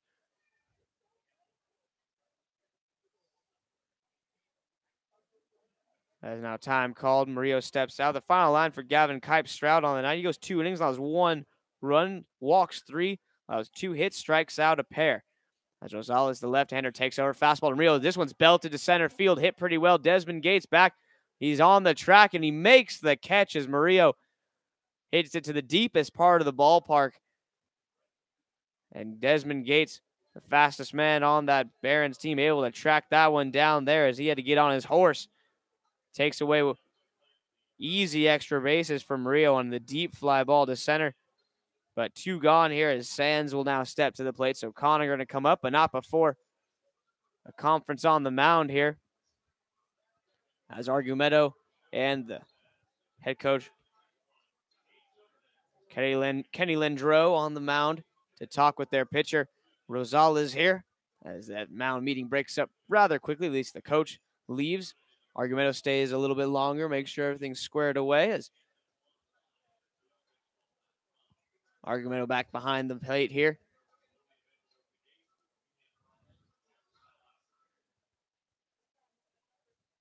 The first offering on the way to Sands here as Rosales winds and throws the lefty's first pitch. Fastball that's going to be just a bit low, 1-0. Close pitch called. The ball, a little 2-seam action on that one. So it misses outside. Now the 1-0 offering on the way to Sands. That fastball's lifted into center field, coming on his Gates as he's going to go into a slide and makes the catch. So Desmond Gates flashes the wheels out there in center, able to track down Murillo's ball in deep center, then comes in on that line drive off the bat of Sands. So a couple hard hit balls, but some nice plays by the center fielder keep the Blues at bay. It's a 1-2-3 inning despite the hard contact as we will head to the top of the 8th. Bottom of the 7th is brought to you by Bontemps Creole Cafe, Central Coast California's finest Creole restaurant since 1995. As we will come back to the top of the 8th, it'll be Gabe Constantine back out there when we return. Blues lead at 6-1 after 7.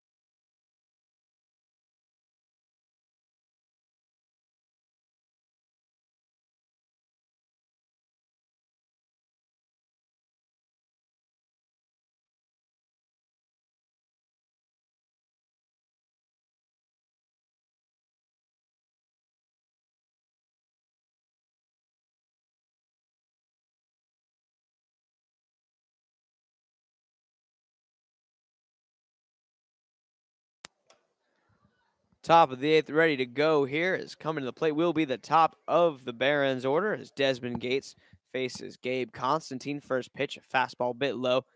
As Anderson unable to scoop it, it's 1-0. So Constantine will face Gates, Harris, and Banuelos here in the top of the 8th inning.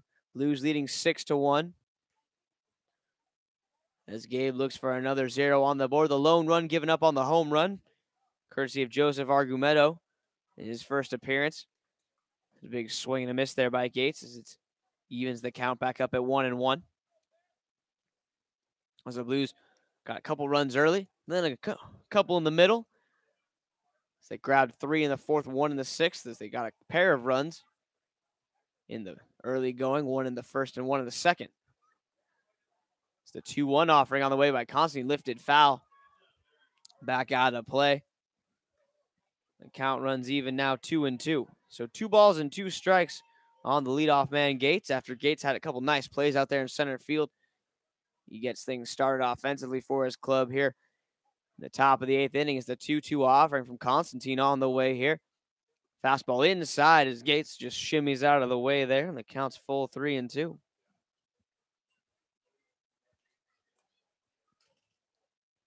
Three balls, 2 strikes on Gates is the full count offering from Constantine. Swan tapped on the ground to second.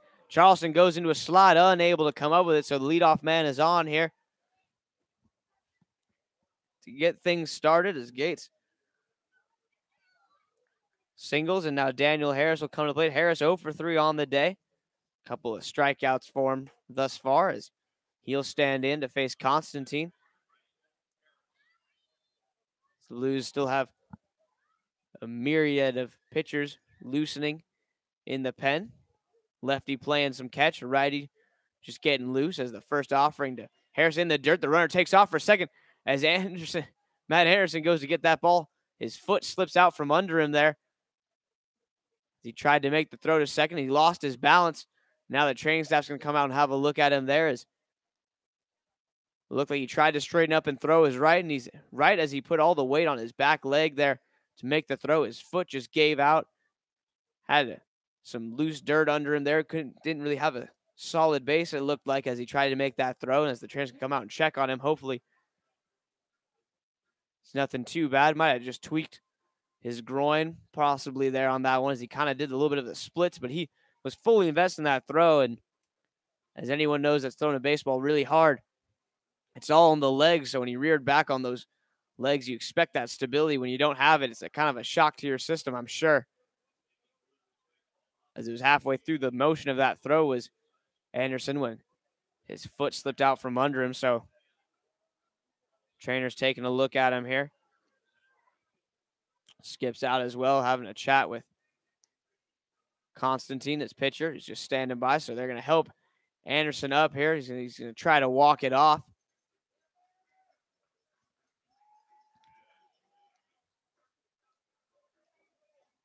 As Anderson is trying to sit in the squat here, trying to stretch it out.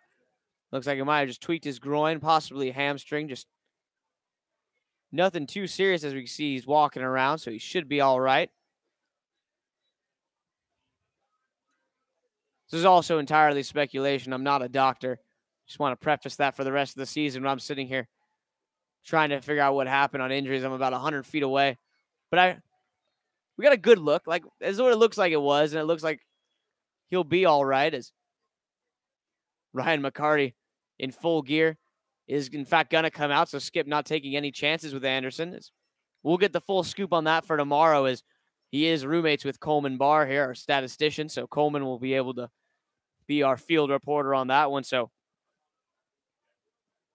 Anderson's day is done. Ryan McCarty is going to come in to relieve him. So we hope everything's all right with Anderson. He looked like he was all right as he went back behind the plate. Looked like he wanted to continue. Skip, though, wisely knows his team's up 5.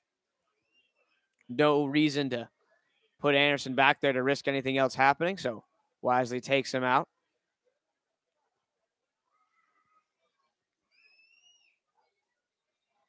But Anderson, a solid day, as we'll wrap his line score up. He singled in the first.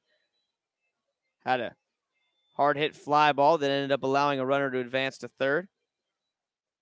or excuse me, he advanced to third on a fly ball. He walked in the third. He's getting hit by a pitch on the elbow. He doubled in the fourth.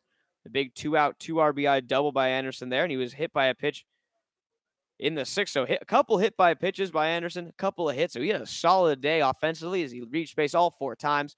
As we're back in action here, fastball outside to Harris. Count moves to 2-0. So tough way to end the day for Anderson,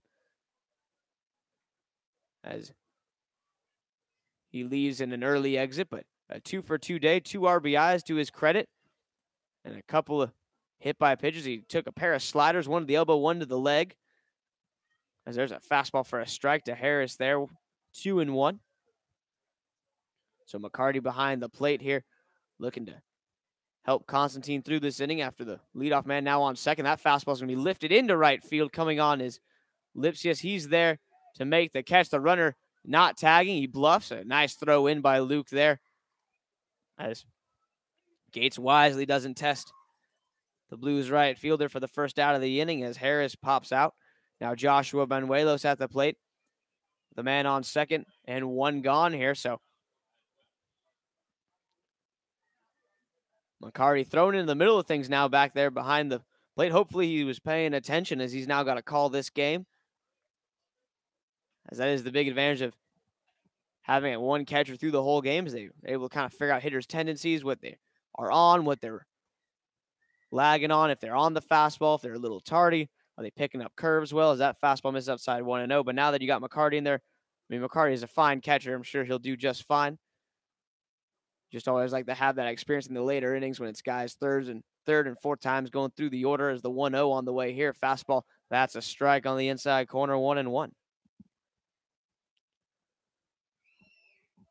So McCarty working here with Gabe Constantine as they try to work through this 8th inning. Blues still lead 6-1. The 1-1 offering on the way. Changeup popped up on the infield. McCarty out of the squat. He's underneath it and makes the catch. So Ryan McCarty fielding his position very well, as he always does. A pop-up there. Makes the play for the second out. And with 2 gone, Joseph Argumedo at the plate.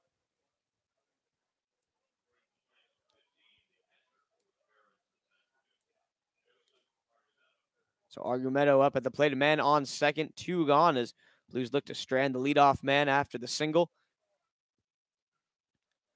As Gates on second now with their cleanup man at the plate. First pitch from Constantine, a fastball swung, popped straight back.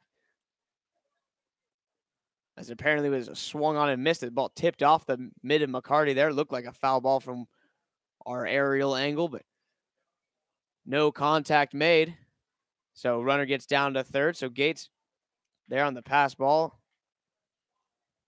So 0-1 here to Argumedo. Now man on third with 2 gone. So Constantine try to strand him here if he can. Blues infield playing back, trying to have as much range as possible. As the 0-1 offering on the way. Fastball swung laced right field, foul out of play, as Juan, our beer cart guy, making bubbles out there, unaware of the absolute seed rocketing 10 feet away from him there. Is not a care in the world. Juan just continues with his bubble making, as he does. As the 0-2 pitch, a fastball outside away. It's going to get away from the catcher McCarty, and Gates is going to come home to score. So a couple pass balls allows Gates to advance to third and eventually score, as McCarty unable to handle that fastball there. So Argumedo's job done for him, as Gates scores. It's now a 6-2 ball game. So Constantine can just focus on getting his batter here, getting out of this inning. So 1 ball, 2 strikes the count here. As Constantine on the mound, kicks and deals out of the windup. His 1-2 offering, a slider lifted into left field. Coming on is Murillo, and makes the catch. A hard hit ball by Argumedo, but finds some leather in left field. So 1 run does score on the single. Couple of pass balls there allows Gates to come around, but nothing more doing, as the Blues will gladly give up 1 to get out of the inning and allow no more. They lead it 6-2 as we will head to the bottom of the 8th. Top of the 8th, brought to you by Via Motors, our family taking care of your family for over 60 years. As we will come back with the bottom of the 8th, Blues looking maybe to try to get that run back. They lead 6-2. Looking for some more insurance when we return.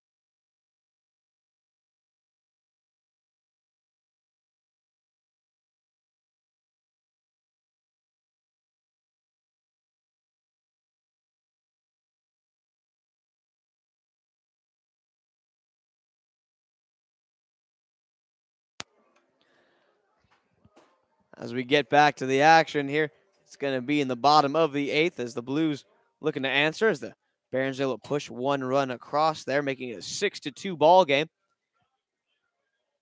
As in the bottom of the 8th inning, Blaine Jones is going to get things started for the Blues. Jones in the 8th spot of the Blues order, so 8-9-1 due up for the Blues in this inning as they have a 4-run lead, looking to add some cushion before they head to the 9th. The Blues have amassed 6 runs on 6 hits. They've worked 7 walks. As the first pitch to Jones on the way, a slider up and in for a ball, 1-0. MLB Barons have amassed 2 runs on 5 hits.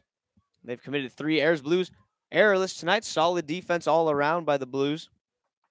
New pitcher on for the MLB Barons here is going to be number 30, Orion Zapata. As Andy Rosales' day is done, he went 1 inning. A simple 3 up, 3 down line for him. No runs, no hits, no walks, no strikeouts. As Zapata stands in, Jones is ready for the 1-0. Pitch on the way. Zapata outside with a fastball there. 2-0 is Ryan on the mound, working solely out of the stretches. The Blues in the on-deck circle have number 9, Noah Cracknell, in the on-deck circle for Noah Taylor. That fastball is lifted to the left by Jones. It's going to be foul. It's been a very, very loud strike there, 2-1. So Cracknell will hit for Taylor, it looks like.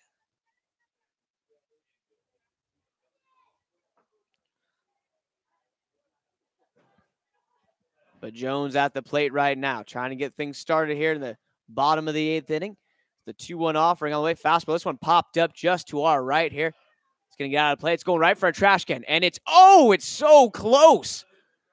And several children go after it. A nice play by a kid, and he gives it to another kid. Now that right there is human kindness. And to that we say hello.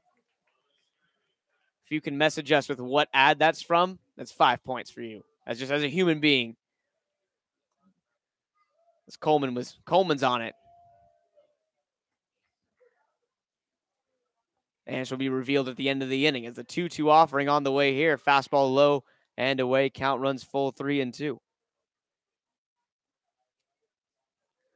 So 3 balls and 2 strikes here on the leadoff man in the inning as Blaine Jones almost went Steph Curry on that foul ball as it was inches away from going into the trash can, which just would have been sweet. As the 3-2 offering on its way here from Zapata. Fastball swung on and missed there. The throw down from Argumeta, and the drop third is in time to get Jones. So 1 out here on the strikeout as now Noah Cracknell will come to the plate. So Cracknell pinch hitting here with nobody on and 1 gone in the inning.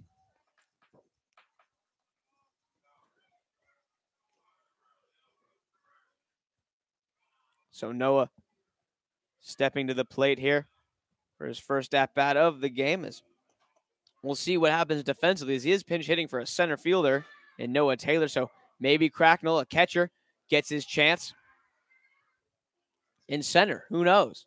Seems like an athletic kid. Goes to University of Portland. Might as well give him a shot.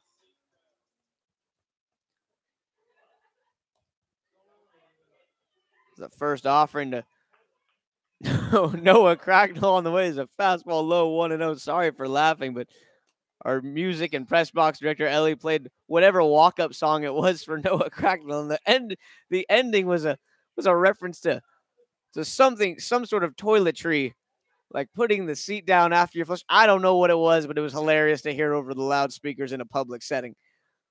As the 1-0 offering on the way to Noah, a fastball for a called strike, 1-1. I don't know why any of you listening would want or need to know this information, but you now have it. Do with it what you will. Now Noah looking for something he can do some damage with as the 1-1 pitch to him is a fastball for a called strike on the inside corner. 1-2 as Zapata paints the black there. 1 ball, 2 strikes here on the UOP catcher as he stands in slightly open stance for Noah, the right-handed hitter at the plate facing the right-hander Zapata with the 1-2 offering on the way. That hard slider swung on and flip fouls. That's going to get out of play into the Blues bullpen. Still 1-2. Zapata looks like he's a 2-pitch pitcher here. He's got the fastball and he's got a hard breaking slider.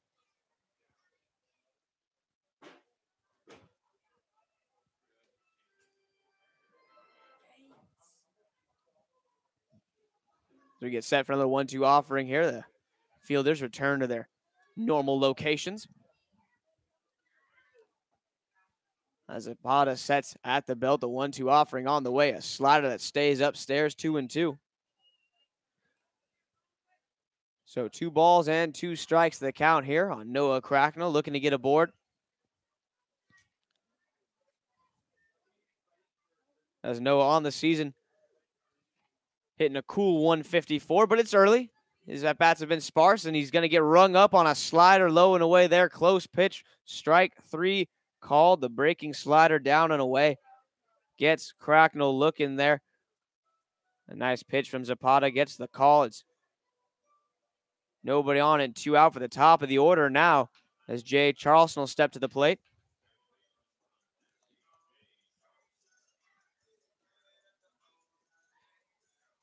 Charleston stepping in here. He singled and scored back in the first.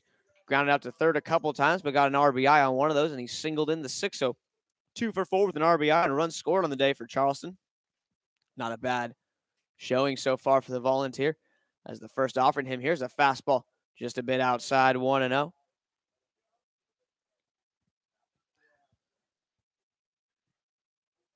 So 1 ball, no strikes here.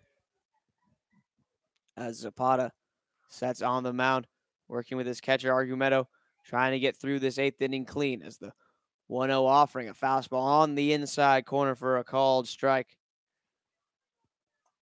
Count even, 1-1 on deck is Ryan McCarty, so he will stay in to catch. The question still remains, Is Noah going to play center field? Because I am stoked. I don't know Noah. Maybe he does play outfield, but in my head, I've only ever seen him as a catcher. But I want to see him roam the outfield as Charleston with a big swing and a miss there, 1-2.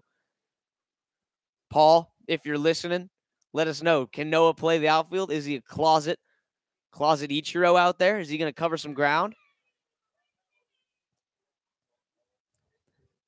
Coleman is dying to know. And so is just the world, really. All the eyes are on what Noah will be doing defensively, I think. As the 1-2 pitch to Charleston on the way here. Zapata kicks and deals. Slider swung. This one lifted into left field, dying quickly, and it's going to fall for a single as the left fielder broke back on that ball initially there. Didn't realize Charleston kind of got it a bit off the end of the bat. It started to die quickly, and it falls in front for a single. So Charleston, his third hit of the day. He's 3 for 5 on the day. So he's at first base with 2 gone, and now Ryan McCarty will come in after taking over defensively for Matt Anderson after he tweaked something in his leg after the slipping on that attempted throw down. Like I said, we'll have more on that tomorrow when Cole's able to talk to him tonight as the first pitch on the way to McCarty. High for a ball as a snap throw back to first. Not in time. Charleston diving back in safely. It's 1-0 to Ryan.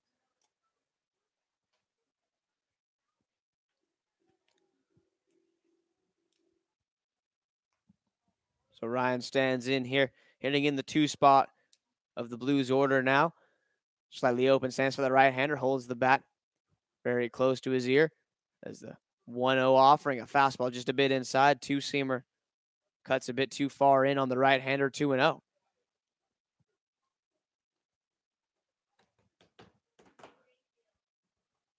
Two balls and no strikes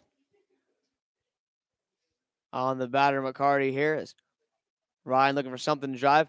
Fastball, big swing and a miss as McCarty takes a hack at that high fastball there. Just a bit underneath it. It's 2-1.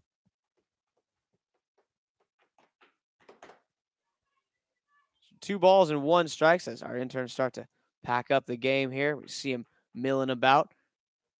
The 2-1 offering, but is not coming right now. It's a quick pick over. Is diving back in is Jay. Diving out of the way over there at first base is also Steve Tolley. Just in case that ball got through. It was a bit of a wild throw, but a nice grab by Hunter Lewis.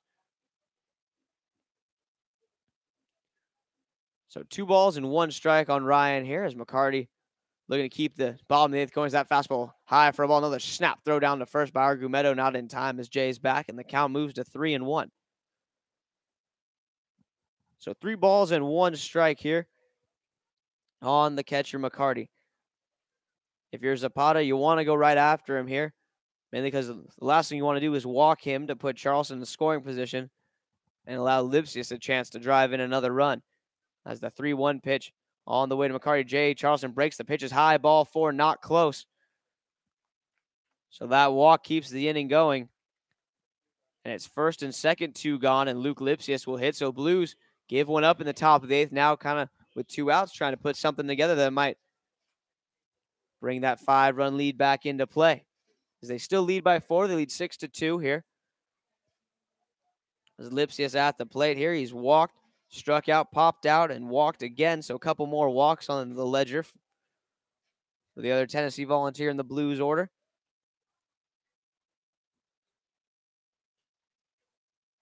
As Lipsius stands in here.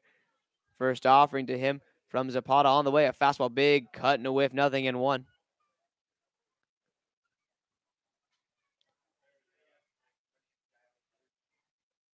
So no balls, 1 strike, 2 gone here. Infield playing pretty straight up. Benuelos trying to keep Charleston as close to second as he can. With Charleston's volatile speed, don't want to also let him get a nice lead as the 0-1 offering. A fastball that stays just a bit high there, 1-1.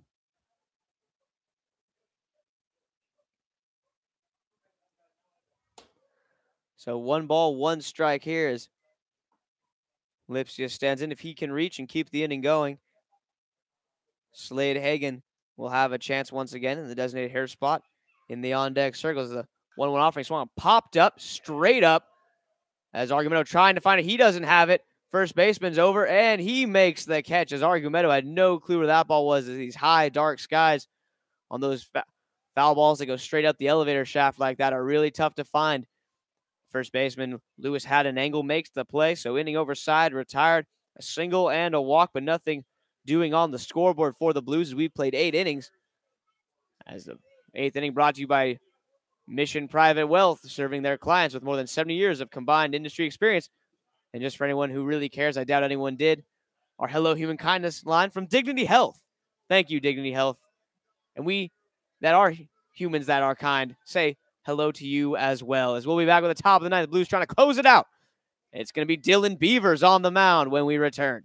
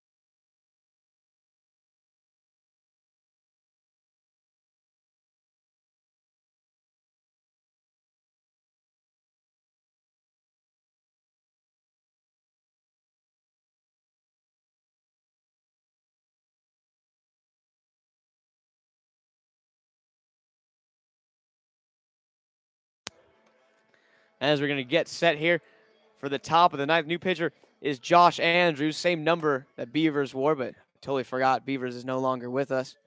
Instead, it's Josh Andrews on the mound trying to close it out. The left-hander from Grand Canyon on the mound is Paul. As we see that you just joined, just to let you know, Noah did pinch hit. He did not get a hit, sadly, as Noah got rung up on a slider down and away, and he did almost play center field, but instead Skip's going with Austin Chastain, which we think is a crime, really. We think we want Noah in center, showing that catchers are athletes. They can do more than just be behind the plate.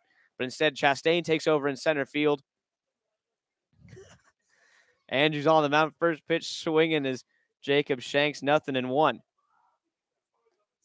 Another pitch there by Andrews. Nice fastball on the outside corner, 0-2. So Andrews going to face Shanks, Lewis, and Dean. 5, 6, 7 due up in the order here for the Barons as the 0-2 offering on the way. Swung on and missed up top where Mama has the Thin Mints. First out of the inning as Shanks chases a high fastball.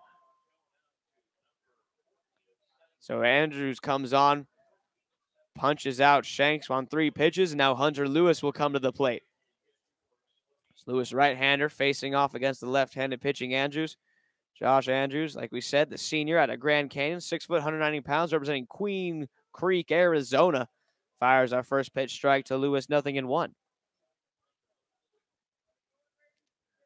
No balls and 1 strike. The offering a slider low in the dirt. McCarty tries to block it, skips by him, 1-1.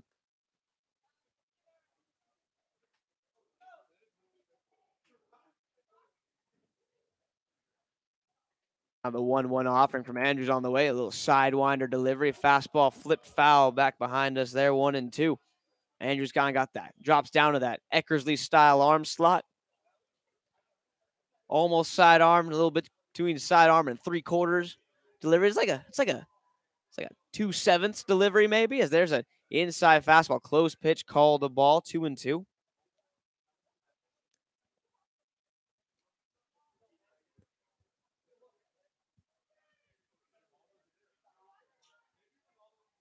As now the 2-2 offering on the way. Andrews winds and throws fastball fouled straight back to the screen. Count remains 2-2.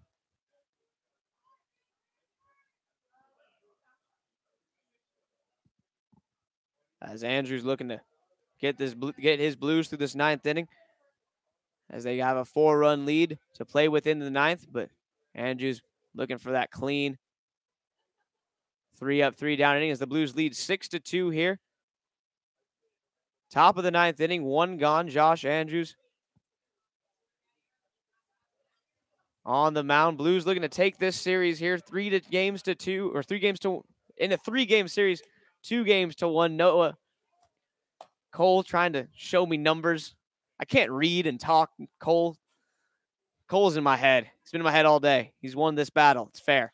As that slider's lifted to left, that one's hit pretty well. Murillo on the run, still on the run, looking up, and that one's going to clamber off the wall down the left field line. Murillo slings it back in quickly, but a double there for Hunter Lewis. So Lewis on second here.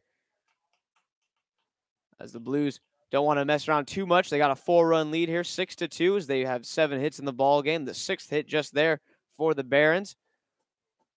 As we are in the top of the 9th inning.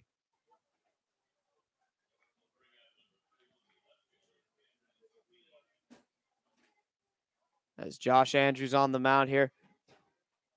Trying to get Cameron Dean, who steps up to the plate. Dean on the day, 0 for 2 with a walk. He struck out and flied out as well on the day. As the first offering, a fastball just a bit outside there. 1 ball, no strikes. As Dean stands in, right-hander facing the lefty Andrews. No action in the Blues pen, so Andrews is on for this 9th inning. It's all his. As the 1-0 offering from Andrews on the way. There's another 2-seamer, same spot, same result, just a bit outside. 2-0. So 2 balls, no strikes here. Infield playing Dean straight up. Outfield doing just about the same. Murillo and Chastain ever so slightly shaded to pull side for the right-handers. That 2-seamer swung on and missed as Dean. It's a big hack, 2-0 there. Downstairs with a fastball by Andrews there, unable to catch up to the 2-seamer. The count moves to 2-1. Andrews takes a look to second, now to the plate. As in a good fastball on the outside corner. Evens his count up at 2-2. Dean doesn't like it, but right on the black with that one was Andrews. As the Blues, with 2 more outs here, can take this series. As they won game 1. The Barons won last night, a 1-run ball game. As there's a pitch swung on and missed, changeup in the dirt. McCarty's got it, picks it up, throws on to first in time as he took that ball right in the arm. That hit him right in the bicep of his throwing arm. So a bit of a dead arm there, but McCarty powers through it. Stands up, makes the throw. A strong throw down to first in time. So a couple strikeouts here for Andrews as the Barons are down to their last out. And it's going to be on the shoulders of Logan Pollock to try to keep the game going. As the Blues won game 1 of the series 14-5. They capitalized on 5 errors by the Barons. They were able to plate 8 runs in that first inning of the game 1. They lost last night to the Barons 4-3, a close contest. Good pitching by both teams. That fastball swung on and missed, 2-seamer out and away, 0-1. The Blues came out on a mission today. Offense looked pretty solid throughout the day. Pitching's been superb as the Blues have only allowed 2 runs on 6 hits. It's the 0-1 offering on the way. A slider swung fouled straight back to the screen. And just like that, down to their last strike as Pollock down in the count, 0-2. So Andrews 1 strike away as the ball boy fetches that one from behind home plate. Now runs back to his post. As Andrews looking to put the finishing touch on this game right here. He'd love to strike out the side, strand a runner at second as he sets, kicks, deals the 0-2. Fastball just a bit low. So he reared back for a little something extra there. Andrews just missing there, but good spot to miss, going for those knees with a hard fastball. Now resets another 1-2 offering here as he takes his time. No look to second, just straight to the plate. Fastball hit on the ground to second. This should do it. Charleston's got it. Throw on to first in time, and that's the ball game. Pollock grounds out. The inning is over. The game is over, and the Blues take it by a final score of 6-2. As we are just emptying the CO2 cannon here. My goodness, Quentin, how much CO2 did you put in those things? As they are just rolling. You would have thought we won the World Series as the CO2 just empties out. As the Blues do win the series, however, they take it by a final score of this game 6-2. They win it 2-1. Tomorrow night is our fireworks night, so our game starts at 4:30. So we'll be on the broadcast at 4:30.